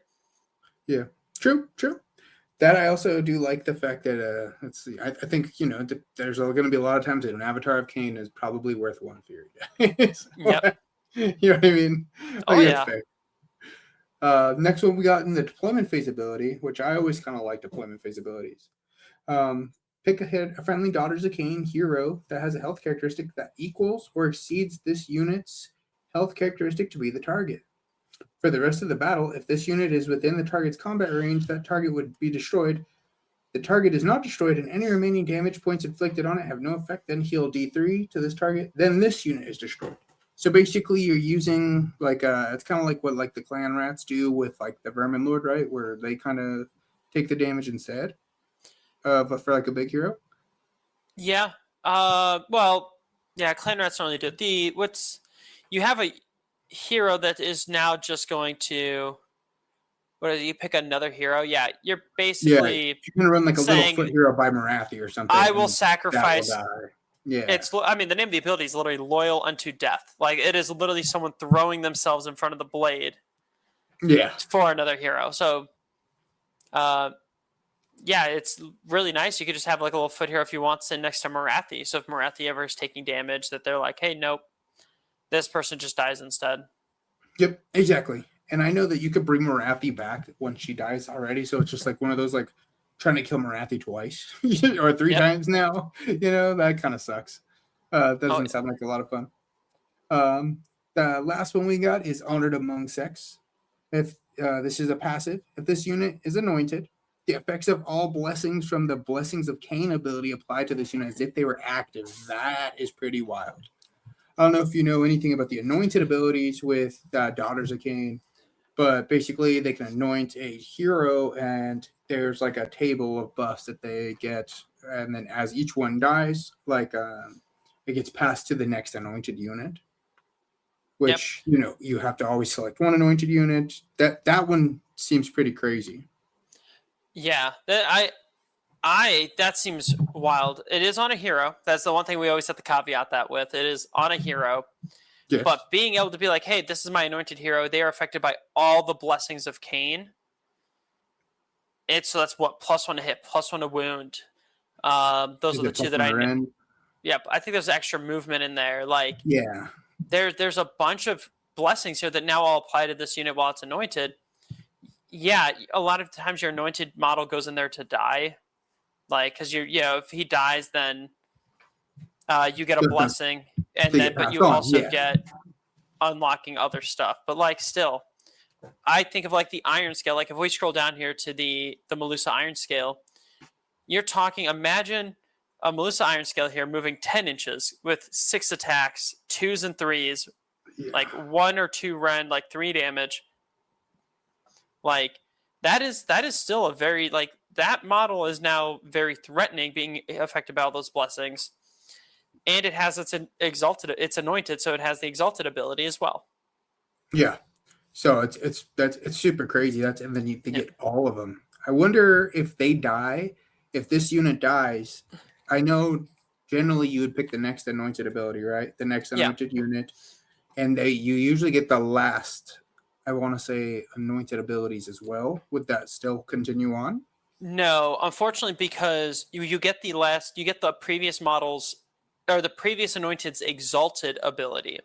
Oh, okay, that's how it works. And this is applying the blessings to the model. Yeah, so it gives you a very good if you put this on a hero, it's most likely going to end up dying because you want to anoint, and you kind of want your anointed heroes to. You want to be a little cagey, but at some point your anointed will fight, and so being affected by those buffs, they're going to be able to pick off stragglers, and they'll be a very good skirmishing unit. Yeah, they'll be good helping you clean stuff up, which will be really, really nice. Yeah. But that's the Daughters of Cain, man. I thought theirs was really good. I really like that. Just drop an Avatar of Cain on a 2-up. Yeah. That seems so gnarly. Just let me bring in an Avatar of Cain. Yeah. Yeah. So that is. But I wish I knew what the other heroic traits were, because that's the other hard part is you now have 3 other heroic traits. Do I just bring an Avatar of Cain instead of whatever else I was bringing normally? Yeah. Because I think Witch's Brew is actually an artifact, so I think you can run this and Witch's Brew. And which one is the Witch's Brew? That's the one that makes you a unit ethereal. Oh, that's awesome. So you just don't feel any rand. I don't know. Yep. I mean, they all save, I think, on 5s for the most part, right? And it's but being able to prevent yourself from having, guaranteeing that you're going to have a 5-up save versus not having a save. I guess that's true.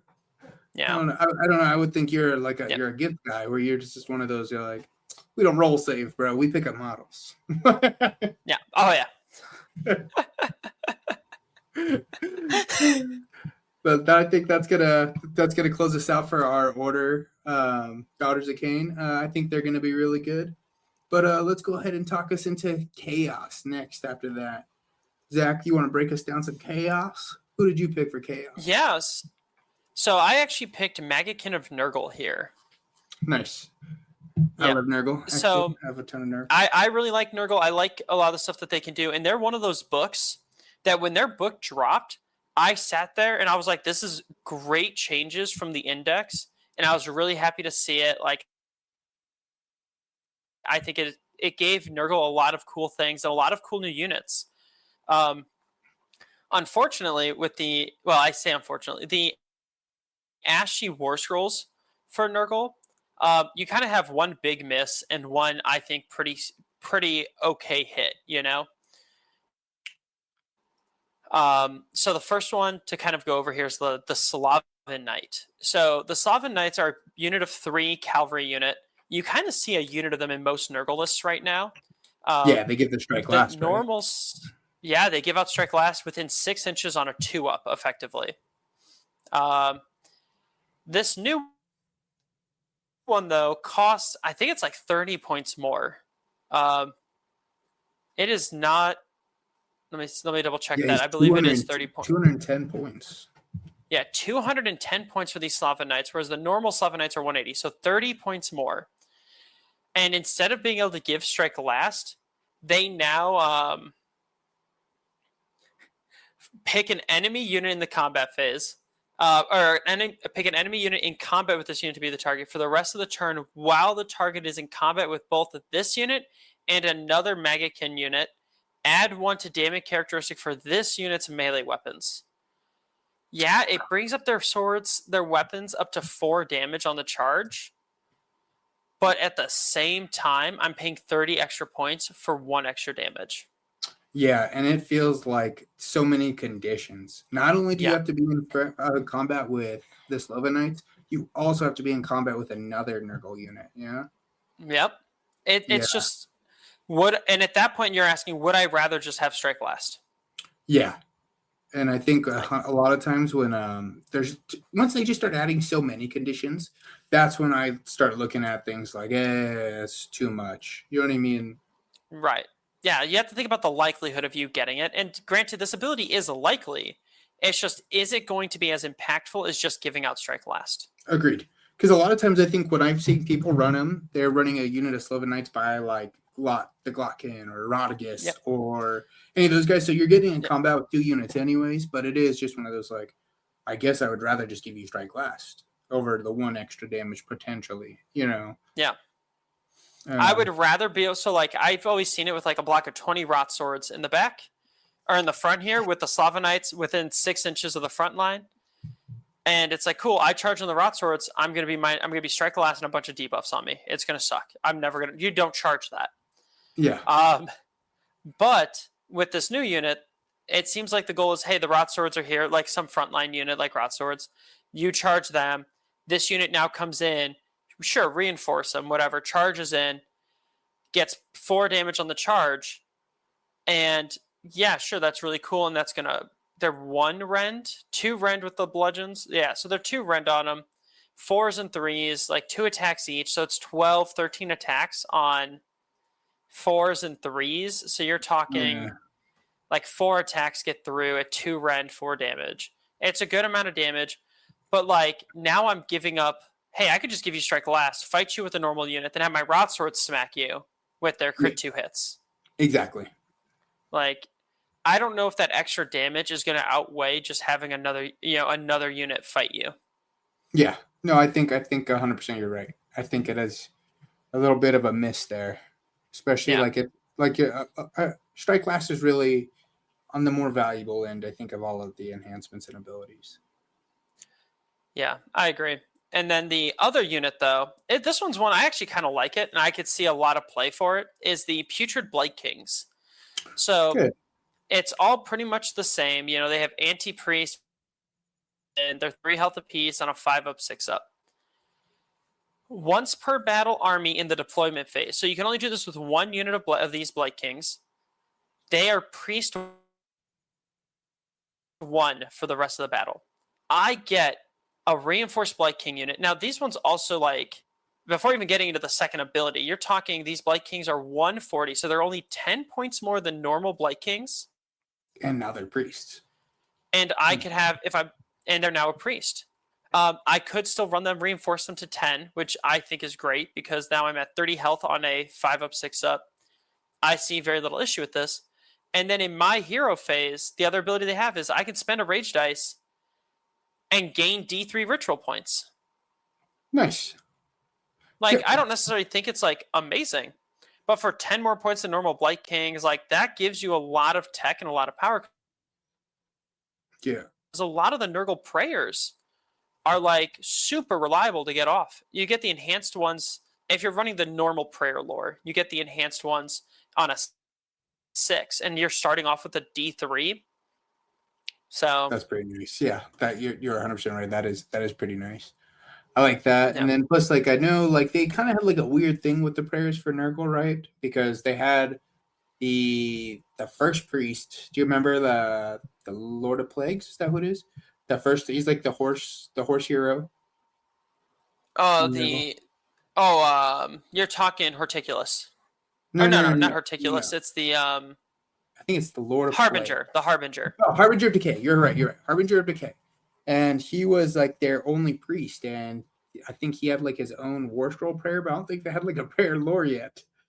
And now I think of what Rodius or somebody's a priest now, and now it looks like they've introduced like a new prayer lore. Yeah, so yeah, they've introduced a new prayer lore, which we'll just kind of go through this. I think it's an okay adjustment. I think it's more like compared. It's hard to compete with the normal prayer lore for Nurgle because I do think it is a very good prayer lore. But this one, we'll start with the first one: is chance on a 3, pick a friendly Magickin of Nurgle priest to chant it.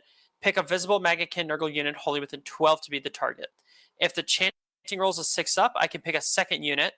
Until the start of my next turn, they get an additional 3 inches when they make a pile-in. Oh, nice. I like movement shenanigans. This is unlimited, too. This is their unlimited. So like a 6-inch pile-in's pretty nice if you're trying to take an objective. If I want to wrap around you to steal something from you, like... Or pull certain units into combat that you're trying to keep out of combat. Like, lots of nonsense. 3 inches to that pile-in. A 6-inch pile-in is just very impactful and can be. And a chance on a 3. That's relatively reliable. Yeah. The second prayer, chance on a 5. So this is already a tougher prayer to get, but I pick an enemy unit within 18. If the chance of 10 up, I can pick 2 units instead of 1, you know? And basically, I just turn off critical hits. Oh, that's kind of nice. It is nice. It's niche, but it's nice. But it's 18-inch range and it's chanting on a 5. It can just kind of be... You want it for like one big hit. You want it for one key swing. It'll matter. But like turning off crits alone, nice. I don't know if it's like, again, I'm kind of in part. I really like the original spell lore, having like the crazy good mortals, having why am I blanking on the other 2 prayers? I just know the mortal one because it really messes me up a lot. It does, like being able to do, you know, having them all go off on a 4 or something, and the enhanced on a 6 is just really good. That is really good. But turning off crits is very good. Like you're turning off crit mortals, you're turning off like Nighthaunt's crit auto wound, you're turning off crit 2 hits from like other Rot Swords, for instance, or OBR. Like there's a lot of crit mortals. That's what I think of right away is like turning off my Kurnoth swords. Like that's painful. Yep.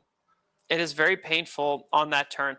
And then I want you to think about this. Imagine that coming from a frontline unit like Blight Kings. Yeah. Who's going to get D3 added to this pair, right? Which is nice. So, and I know Blight Kings, you know, they kind of took the hit for, you know, that when they got the new book, which kind of sucks. They did, but they adjusted. I think, yes, they kind of are no longer like that scary tank unit that they used to be on the index. But now I've played against them, and I don't hate where Blight Kings are at right now for their cost.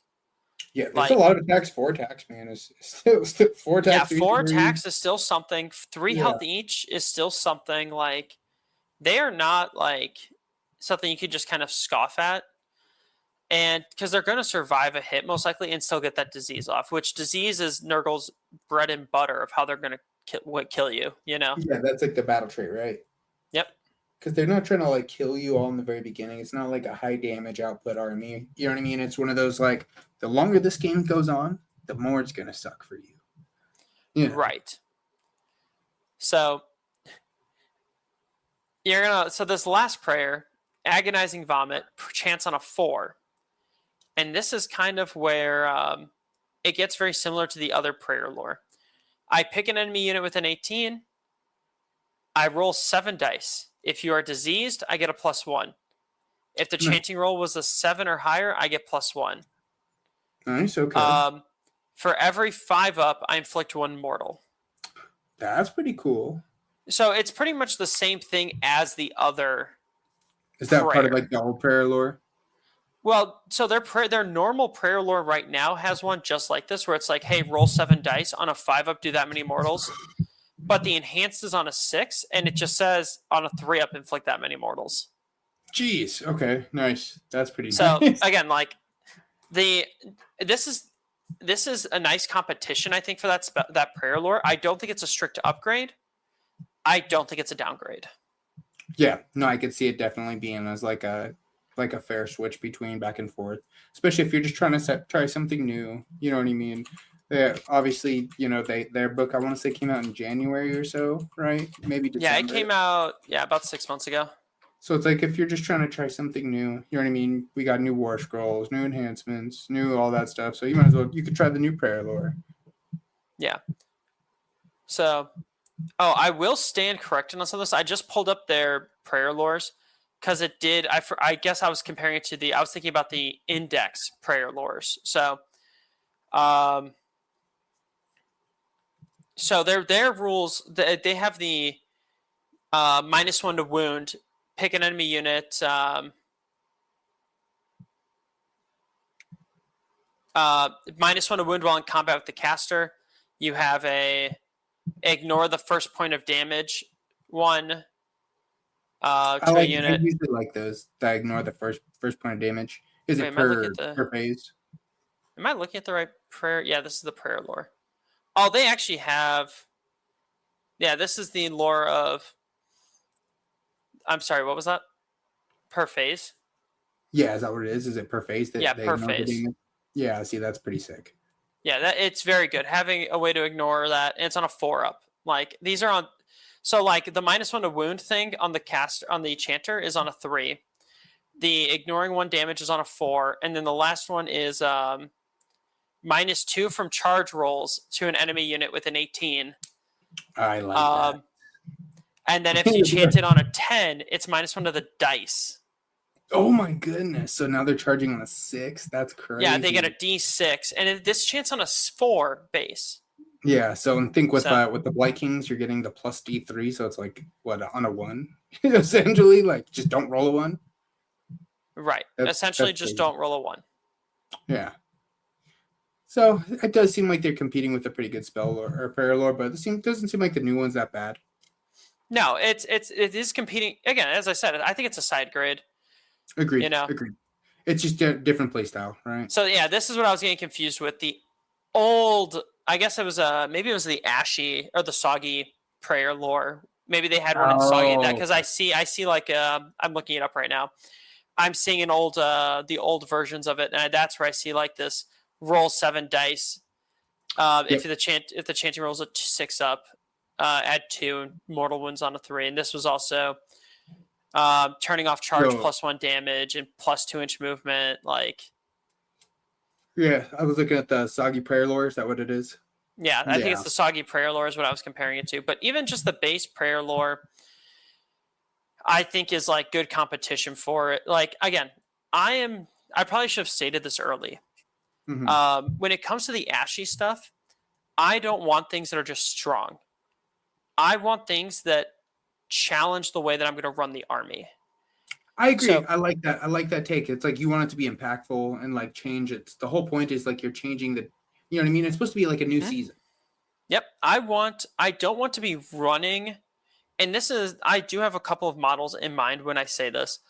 I don't want to have to take an Ashy unit just because it is strictly an upgrade to the normal.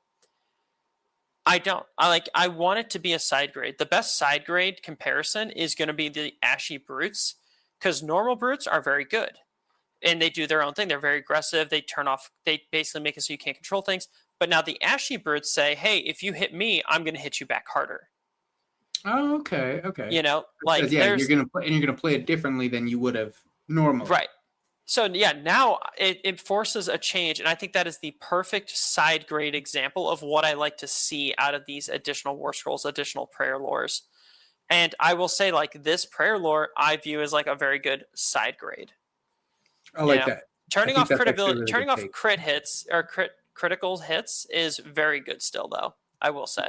Oh yeah, definitely. Like Yeah. I said, the first thing I thought of right away was like my crit off swords. Like if you turn off my crit auto wounds, you know, that sucks. Crit mortals. Crit mortals sucks to turn off.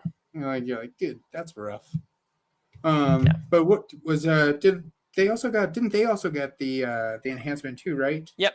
They got their unit non-hero? buffs. Yeah. So they got Snuggling Sickness, which is any hero face. Pick an enemy unit in combat to be the target. Each time they use a retreat ability, roll 2d6 as a reaction. Add their control characteristic. On an 8 up, they can't retreat. The target cannot be removed from the battlefield by any ability that would allow it to be set up elsewhere on the battlefield or in reserve. So, hey, look, you can't leave me. I'm keeping you in combat with me in any hero phase. That's hilarious. Snuggling Sickness. Yep. I really like that one. It's nice, like, hey, I'm going to charge my rot swords into like a good chunk of you, or into like your big hammer unit that I'm scared of, and I know you're going to want to retreat them, but no. Yeah. Or your what is it? Altherion is the one that can like teleport in and out of combat and nonsense. Yeah. Well, he can't be in combat to teleport, but yeah, it's that exact concept. I think about it like, you've played Jesse, their teleport prayer, translocate. Yes. They can no longer. Exactly. That's a great example. Great example of that. Because so that translocate is terrible when someone does that to you, and you're like, oh yeah, man. It's such a especially when it's just out of pocket. But I do really like that. I really do like that unit buff. I think it's a pretty good hit there. You know. Yeah, I like that a lot. Their next one is your opponent. Pretty much what you do is a passive. If you're in combat with the unit that has this, whenever you do the end of turn fight ability, like Eruption of Fury, the fighting with the rage dice. You have to spend 1 additional rage dice, but you do not get to resolve attacks for that. So pretty much you gotta spend 2 to get 1. Right. And you can't just spend 1. Right. You can't just spend 1. But the thing to also keep in mind is your Eruption of Fury is capped at you can only spend up to 3 rage dice. Yeah. That's so crazy. Now no matter what, you're down to 2. That one's I don't hate that one. Unfortunately, it's not giving Nurgle like anything like meaningful for them to be able to use with the rage dice, but it is saying, hey, I'm just going to drain your rage dice or make it so you can hit me less and portray that semblance of I'm just going to keep walling you and you're not going to be able to damage through me fast enough. That it's on lore, on theme. You know what I mean? With what Nurgle does, it's that's their whole thing is their attrition. You know what I mean? Like we talked about it a little bit earlier. It's like, hey, the longer this game goes on, like the longer it's going to be for you. It sucks. Yep. Like, and it fits the way that Nurgle probably wants to play, and I really do like that unit buff. And this is something to note that each of these unit buffs are 10 points, as we stated earlier. Like, so which one do you want more? What do you think is going to be more impactful? And it's hard to claim. You know, it's hard to say. The last one here, though, is called the Weeping Flux. And I like this one. I weaker than the other two. It gives me Grove Guardian vibes. Every time a model in this unit is slain, roll a number of dice equal to its health characteristic. On a 6, inflict 1 mortal damage on the attacking unit. I can see why you say that Grove Guardian. Yeah, it's kind of mid-tier, but yeah. If that was the only one, yeah, fine. Like 100%. I'd pay 10 points for that. Yeah. I would. Or I can just make it so that you can attack me less with rage dice. Or that you can't leave me, like, you're stuck in combat with me. Like. Yeah, I do. I like that. So when you do the heal, it's called Fight Through the Pain. It's not Eruption. Yeah, it's Fight Through the Pain. Not this ability specifically says Eruption of Fury.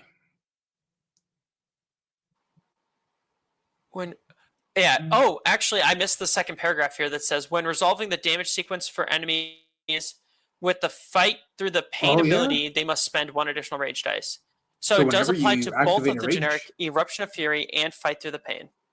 Yep, you have to Nice. spend 1 additional, and it does not count towards the number of rage dice spent for the purpose of the ability. Yeah, so Max, you're So, doing the 2 again, and you got to spend yep, 3 to get the 2, yep. which, it's already going to be like, what's the most rage dice you've accrued? Have you gotten up to Um, 4? The 7 or so whatever? yeah, I've gotten up to 5, 6, I think maybe 6. I don't know if I've hit. I've gotten to 7 fury. Okay. So I had to have gotten to 7 rage dice. I almost always spend 1 at the start of the turn for the +1 to wound on the Doom Diver. So I Yeah, always. yeah. I'm not gonna lie. I don't really like. I'm almost always spending it as soon as I get it. But like Yeah, it's already that, pretty good. Yeah. actually, that affects fight through the pain is really good because like I take my game with. When I played Rick's Gargants. Well, I did 9 damage to the Gargant. He has 6 fury dice. His Gargant had 3 health left. Oh, So he could, I do 9 damage. He's like, hey, I have 5 health left. I can, I'm going to take at least 3 of these. I'm going to spend my 6 rage dice to try to negate the remaining 6 damage, or some of the remaining damage. And I need to save 5 of these, 5 of the 6 in order to negate enough damage to live. Imagine if it just turns around, it's just like, hey, it's 1 less dice. yeah, you're taking that off. Yeah, 100%. Yeah, you're I do taking like away that. like the way that people math that out is now changing. And like if they're trying to save something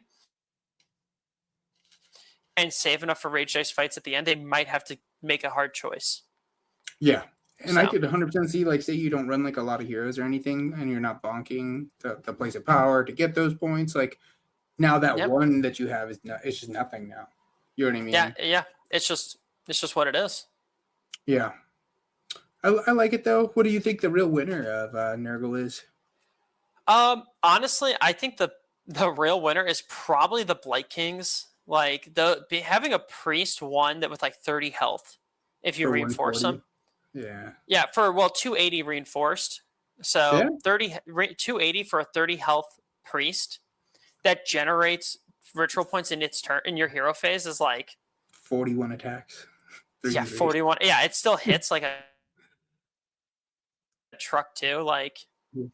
I do think that that's probably the real winner. Whereas the Slaven Knights just don't come out right. The Prayer Lores, as I said, a side grade. I think it's exactly where it should be. It's not necessarily strictly better. It's not strictly worse. I think I agree. I'm not a big fan of like the Slaven Knights. Like I said, I think are all right. It's just in compared to like once you take away the strike last, man, it's just that's very obvious in my opinion. Just like all the +1 damage just really isn't worth it. Yeah. Yeah. Well, man, thank you for breaking down chaos for us. I'm gonna start getting us into some death. For death, I picked out I was trying to always like pick armies that I have. I only have 1 death army, and that is my Soulblight Gravelords, Vampires. And I know I don't know if you heard the Scourge of Aqshy episode where we talked it over with Blake, but he did not hype up the the Soulblight. He was not happy with the Scourge of Aqshy, so I'm hoping that this one is a little bit better. I look through like lightly, some of them I think are all right. They're pretty mid. But let's go ahead and start going into the War Scrolls. They got 2 different War Scrolls. Both of them big monster type creatures. The first one we'll go over is going to be the Vangorian Lord, who is Blake calling Vango Unchained. I like that. 310 points, which kind of expensive. Yeah. He hits pretty. He can hit pretty decent. 3s and 2s. He has 2 different melee profiles. 3 attacks, 3s and 2s. 3 ren, 3 damage. So I mean, if those hit, those are very likely going through. Next one is 4 attacks, 3s and 3s, 1 ren, 2 damage, which just can be consistent. For his abilities though, he's got a once per turn army any combat phase. You can pick another visible friendly unit, friendly non-hero Soulblight Gravelords, infantry, or monster unit within 12 inches of this unit to be the target. This unit and the target, if any, can move up to X plus D3, where X is your fury level. They can move through enemy models and the combat range of enemy units during the move and must end within combat.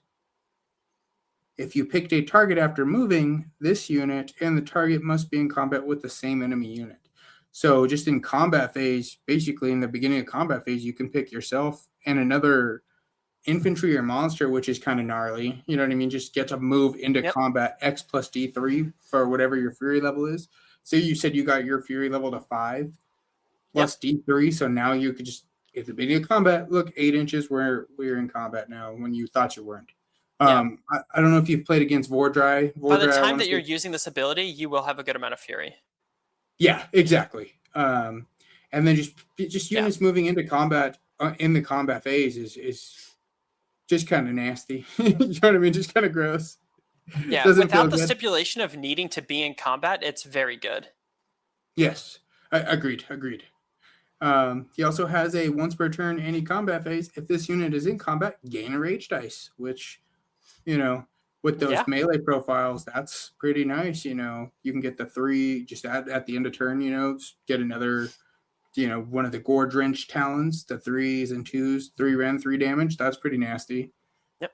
And then he also has a passive, subtract 1 from the run characteristic of melee weapons used by enemy units while they are within combat of this unit, which is that on the regular war scroll too? Yeah, that's on the normal Van Gogh as well. Yeah, I kind of thought so. It's and again, still really nice. You got to keep like his good stuff. What do you think? Have you played a lot of Soulblight?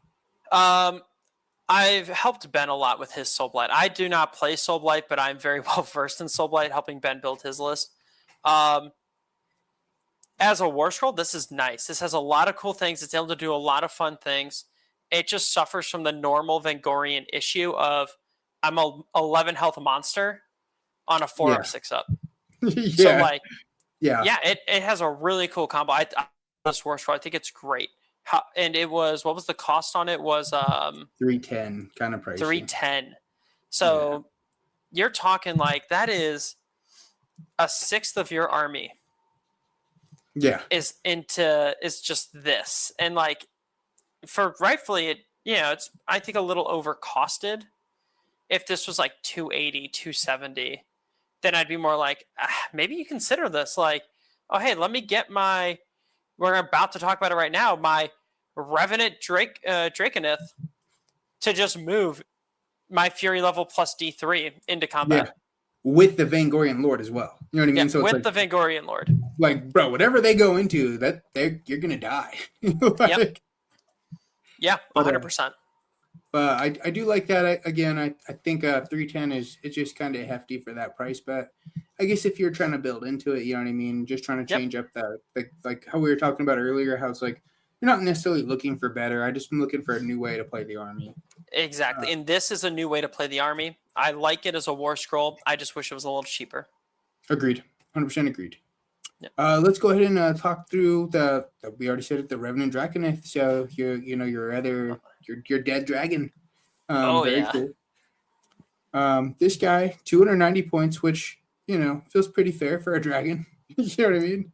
16 health, 5-up save, which, I'm not a big fan of that 5-up save. That always scares me. I can't roll 5s on saves. Yeah, it is not staying for the long haul. He is definitely not. But he's got 2 melee profile and a shooting profile. I'm assuming these are probably the same as like their regular ones, right? 7 attacks, 4s and 2s, 1 ren, 2 damage for the companion. And then the Maw is 3 attacks, 4s and 2s, 2 ren, 3 damage, which, I mean, 4s and 2s, you all out attack it and maybe get it to 3s and a 2s. Or I'm sure other little things you can do. Well, you're going to laugh. So you're saying all out attack. Once we get to the abilities, you'll see. I actually really like this war scroll. Once you read like that's combat ability, it'll change how you view that all out attack idea. All right, let's take a look at that. It's going to be Volatile Animus. Once per turn, any combat phase, you can spend a rage dice. If your opponent's fury level is lower than yours, you must increase it by 1 to a maximum of 7, then pick one of the following. For the rest of the turn, ignore positive modifiers to hit rolls and wound rolls for attacks made by enemy units while they're in combat with this unit. That's pretty nice. Add 1 to save rolls for this unit. Add 1 to hit rolls. Okay, there we go. Yep. Including companion weapons that target an enemy unit that use the fight ability this phase. Nice. So could you, in theory, all-out attack and do this? You will never receive more than +1 because you're capped at +1. But take like Lumineth, who has like a rune that says, "Hey, you're -1 to hit while you're in combat with Yeah. me." Or You now Dryad, have a minus way one to hit, minus bypass one rune. that. Very nice. Okay. And then you can also pick Unrelenting Ferocity for the rest of the turn. Ignore negative modifiers to hit rolls and wound rolls for this unit's attack, so you can make it so that they just don't take the minus. You know what I mean? Which is Yep. kind of nice. Add 1 to rend and damage characteristics for this unit's companion's melee weapons for the attacks that target an enemy unit that has not used a fight ability this turn. That's kind of nice. Yep. So there's 1 more rend to the shooting. Is that what it is? Or Well, melee so weapons, 1 more melee. rend and 1 more damage to the companion melee weapons. So that's the Oy. maw and the Yeah, that's claws. pretty solid. So that's now Okay. rend 3 4 damage and rend 2 3 damage. Yeah, okay. That's pretty nice. And I really you can like still that all one. out attack this because it just ignores the negative modifiers if you pick that one. Oh, okay. Very nice. I like that. I like that a lot. So yeah, what's really cool is you're given 2 options, and each option has a couple of bullet points, and you get everything under that option. So it's like, hey, I'm going to pick Unrelenting Ferocity, ignore negative modifiers to hit and wound, and I'm going to get extra rend and extra damage. Ooh, that's Pretty cool really option good. if I'm trying to be aggressive. Yeah. If I'm going to be defensive, because this is any combat phase, hey, I'm going to go ahead, I'm going to ignore positive hit and wound rolls for attacks made by enemies. So you do not get +1. Your all-out attack doesn't affect me. I get +1 to my save. Hey, I get +1 to hit if you've fought already. Yeah, So that's pretty nice. So you're defending and then hitting back with that. and because you're adding 1 to save, you can then all-out defense on top of it to start negating rend. Now, granted, That's your save pretty can never nice. be higher than a 4-up, but like if they're rend 1, now you are still maintaining a 4-up save. Yeah, no, that's really, really nice. Then So- he's also got a once per turn army enemy hero phase. Pick a visible enemy unit within to be the target. For the rest of the turn, the target cannot end moves as part of a non-charge move ability within X of this unit, where X is your current fury level.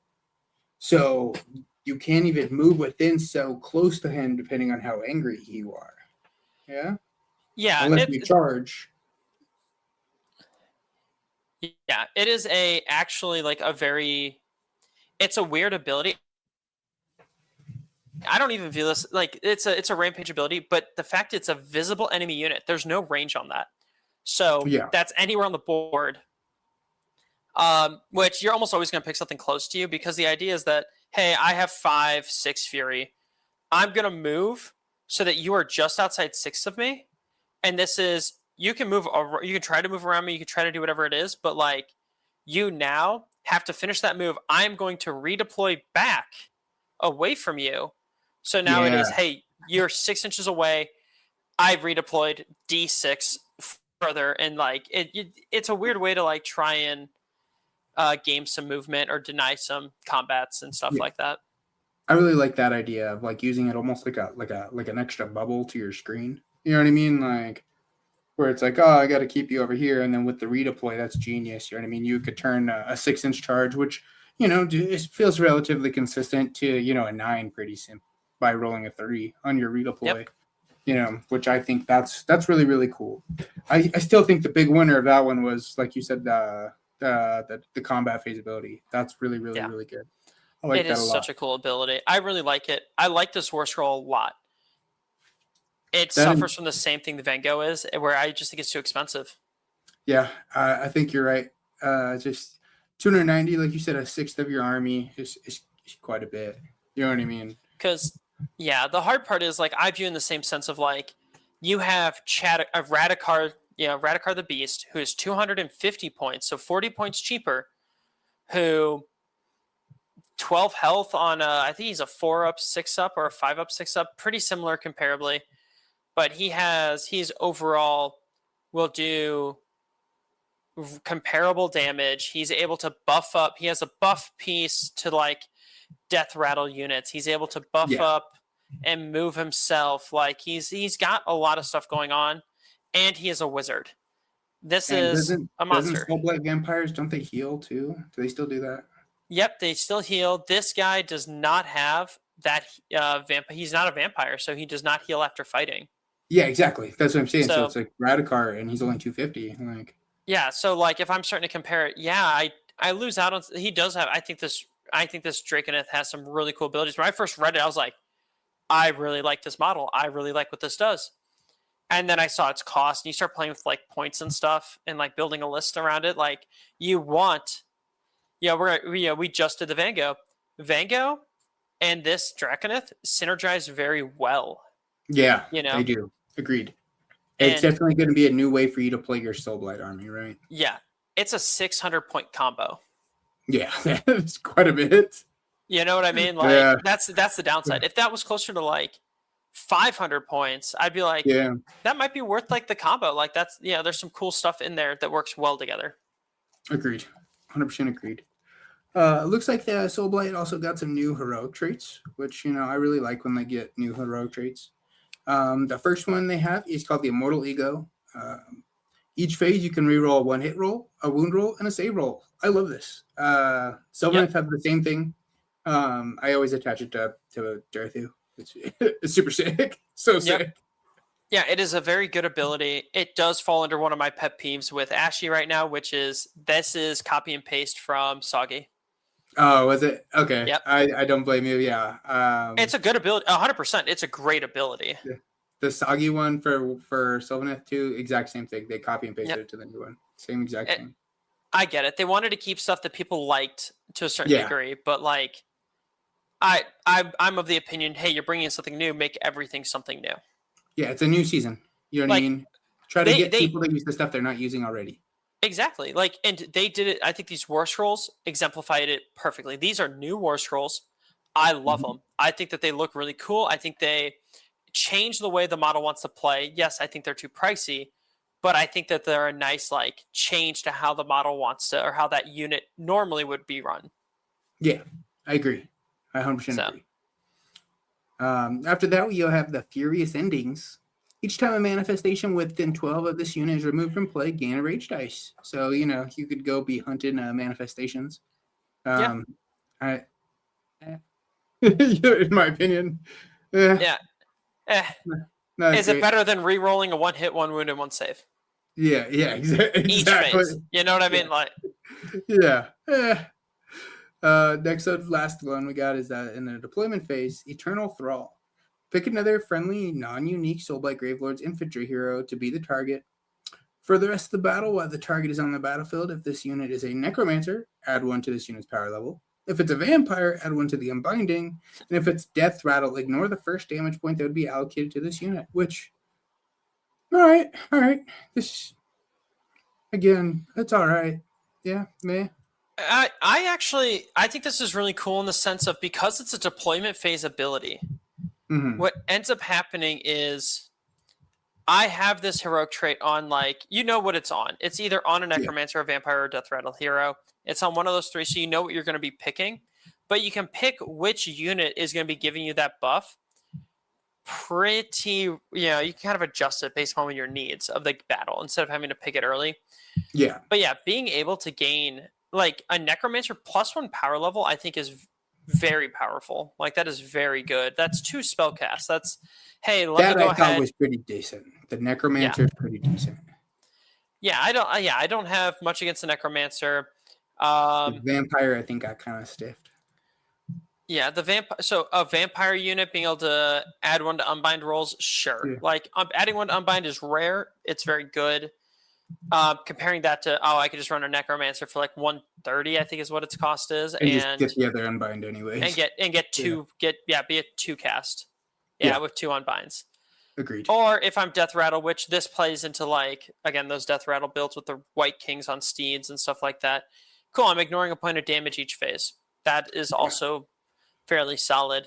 I just think back to, I could just have 1 more spell cast because they have like a strike last spell. They have, I just like their strike last spell a lot, but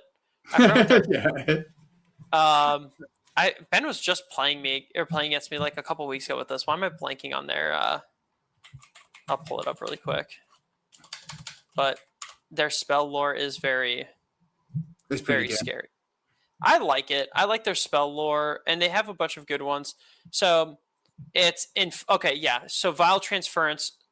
Roll. It's a horde clear, so roll a number of dice, heal a number of models. Every 6 inflicts a mortal, and then I heal D3. Oh, that's kind of nice. It's That's really nice. That's their unlimited. Then it's, hey, pick a visible enemy unit within 12. They have strike last till my next turn. And then, hey, subtract 1 from your melee damage. Oh, that's all a really good spell lore. 3 great spell lores. I know I was blanking on the other 2. I just remember the strike last, but like you're talking 3 spell lores, 3 spells that, hey, now I can just cast 2 of these with a necromancer. Yeah. You know? That's really good. That's really, really good, especially with the necromancer. I like that a lot. Especially, I don't know if you've seen, they have this new, like, I don't know if you're on, like, when you have Warhammer Plus, you can, like, get, like, the special model. You know what I mean? Oh, and yeah. I want to say the new one is like a redone necromancer. Because the old one is like, it's probably like 20 years old. It definitely gives me, like, Scooby-Doo vibes. You know what I mean? Yeah, no, I get what you're saying. The new one actually looks really good. So, if you have your Warhammer Plus account and you get your new Necromancer, you can give him 1 more cast. Yeah. But I like that. Looks like they also got some enhancements for the non-hero, right? They're called Origins of Terrifying Folk Tales. I like that. It's got to be a non-hero Soulblight Gravelord infantry unit, so it has to be an infantry, and they can have 1. The first one is the Empty Graveyard. In deployment phase, remove this unit from the battlefield and set it up again within 9 inches from all enemy units, either within 7 inches of a terrain feature or wholly within 7 inches of the battlefield edge. This unit cannot use move abilities in the first turn on the battlefield. Which, you know what I mean? So basically, you're just going to bomb in some, big unit or whatever, or like a blob of, skeletons, right? And it's not even that. Like, if you're running this one, it's more or less to try to get an early tactic, like the quadrant ones from Burning Vengeance.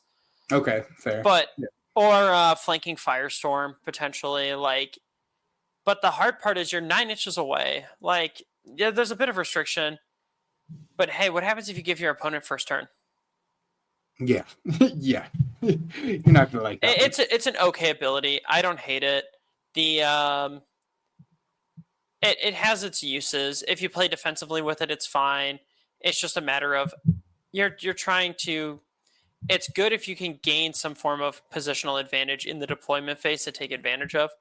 The hard part is 9 times out of 10, Soulblight isn't tanky enough to be able to afford a unit being able to go forward and take that. And let alone, it has to be a non-hero infantry unit. Yeah. So you can't even do it. Like, if you could do it with Borrow Knights, take a block of 10 Borrow Knights who are bringing models back and just, hey, let me just plop this in the middle of the board. Good luck. Yeah, Borrow Knights are really good. I like them a lot. I wish we could have used it with them. You know what I mean? But it's got to be the infantry, like you said. Which, I mean, kind of, what is that, like your skeletons? Skeletons, your zombies, they're not called Grave Guard, they're Borrow Guard. Yeah. Like, they're not bad. They're fine. It's just, they can't use a move ability. Yeah.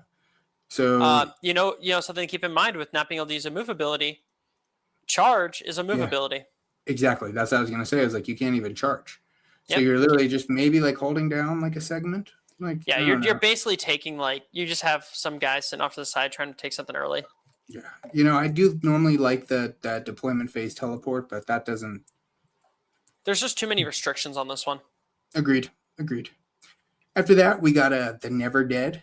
Any hero phase, you can spend 1 rage dice. If your opponent's fury level is lower than yours, raise it to 1, maximum of 7. Then for the rest of the turn, each time you make an unmodified save roll of 5 up for an attack that targets this unit, the attack fails and the attack sequence ends.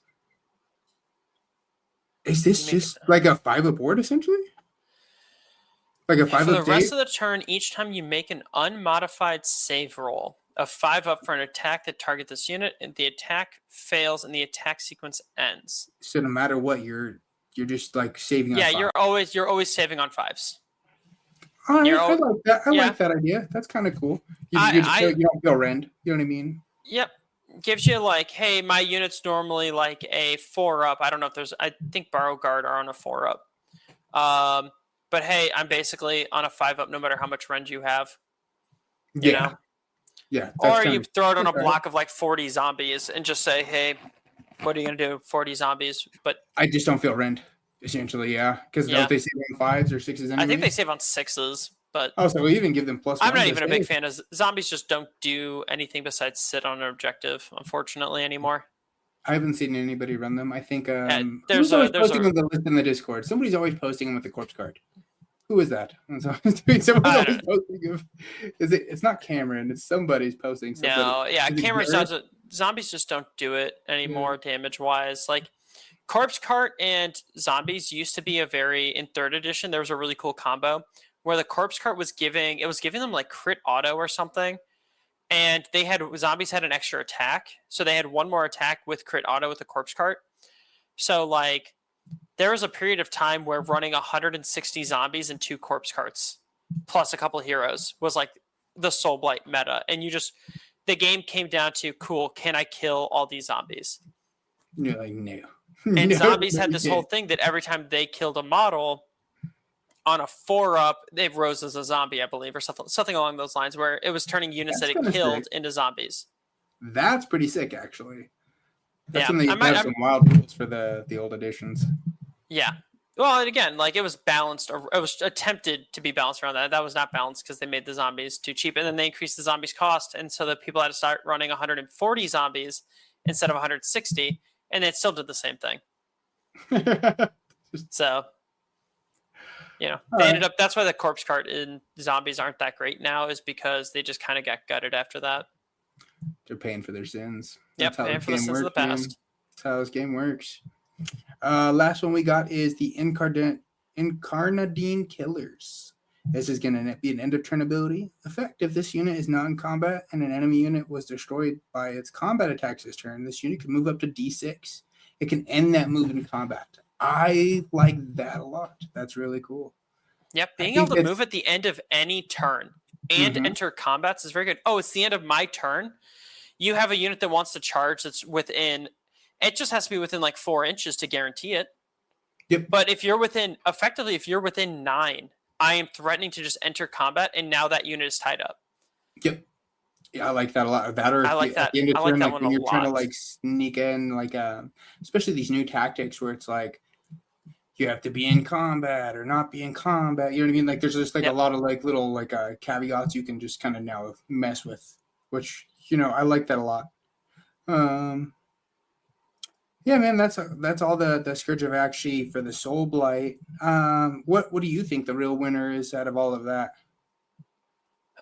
It's tough because unfortunately, like, there's some cool stuff, I will say. Like, a power level 2 Necromancer sounds pretty cool. The rerolls for the hit wounds and saves. Like, I think the hero traits are kind of pretty big hits. The Terrifying Folklores, I think the one that I like the most, and the only one that, like, I think is probably the most reliable, is that D6 at the end of turn movement.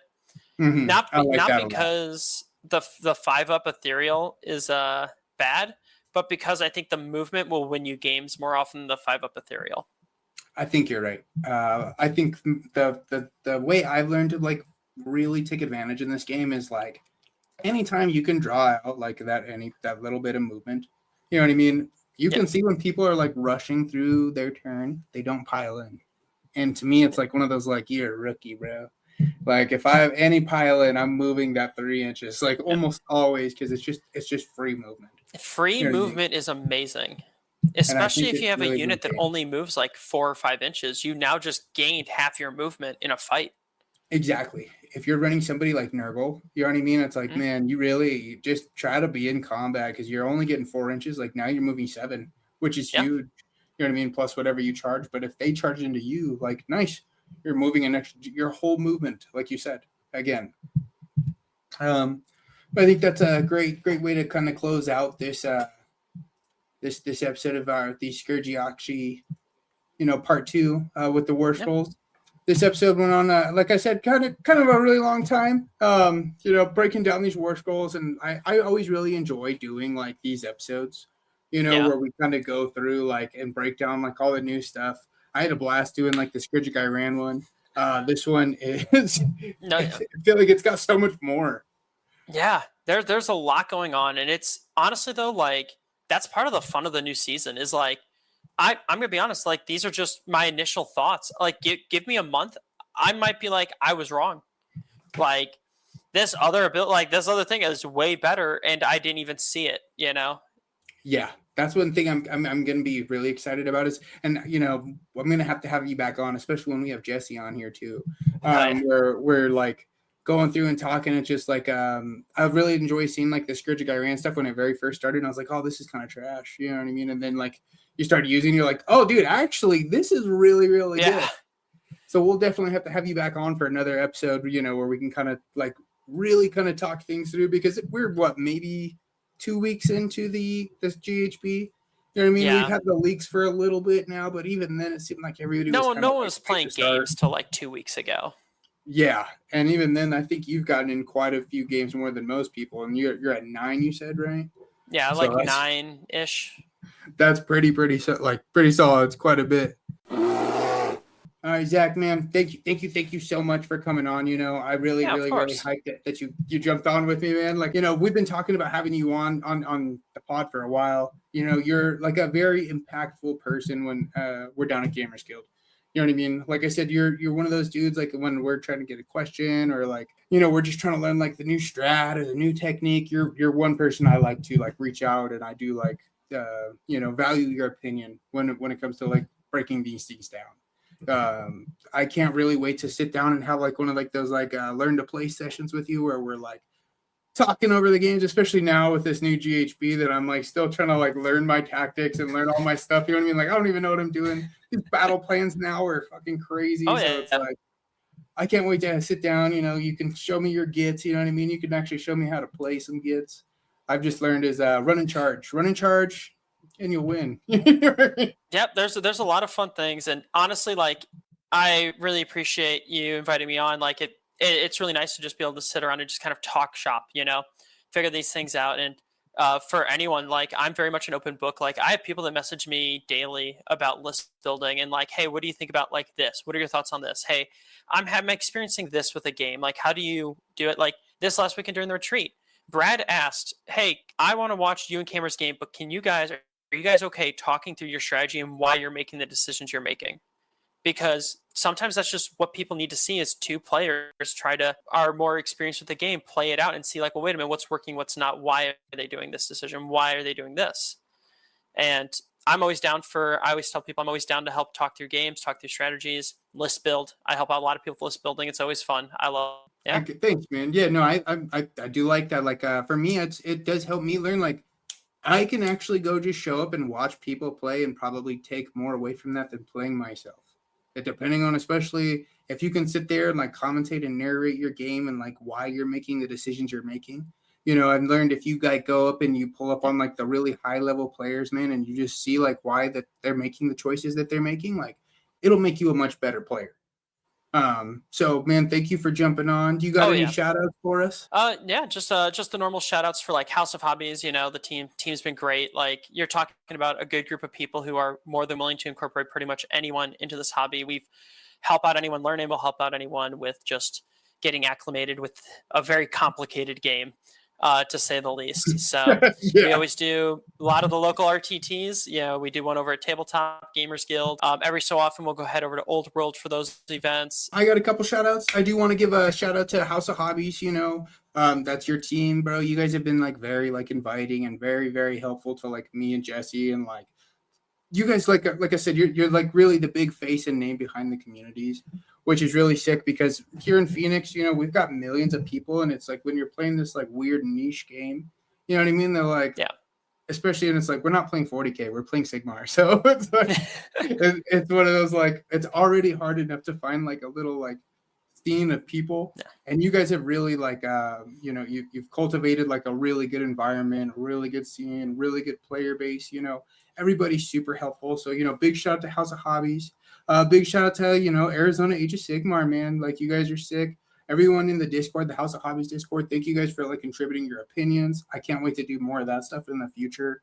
I also want to give a big shout out to Gamers Guild. Gamers Guild's really sick. They've been hosting us every Friday. They always like get everybody into the, you know, everybody in there. They've got plenty of tables. If you want to go and eat food and drink beer, have a good time with your friends, like show up at Gamers Guild. I also wanted to give a big shout out to Hobby Forge, man. They just got a brand new building.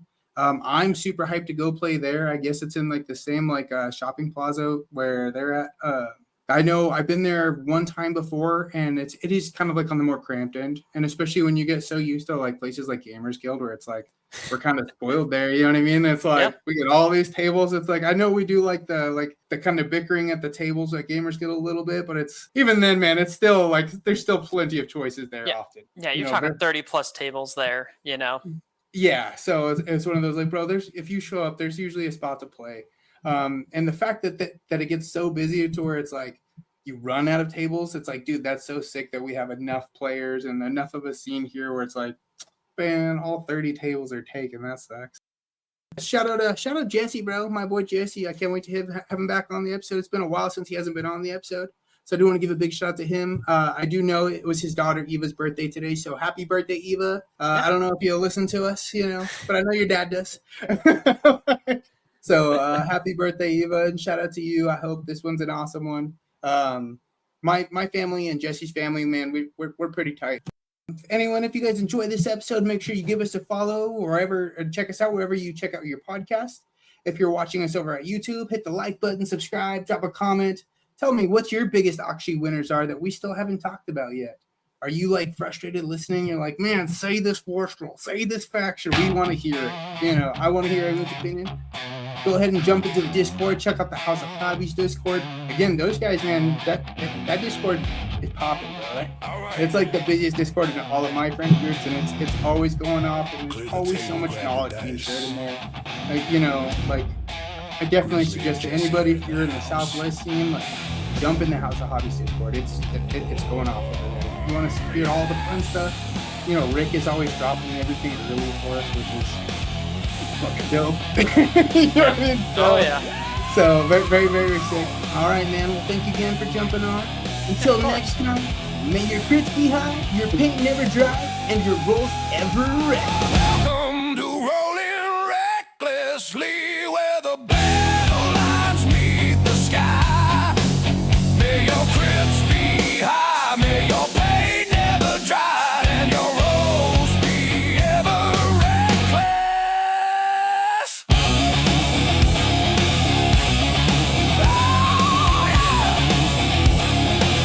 Your rolls be ever reckless.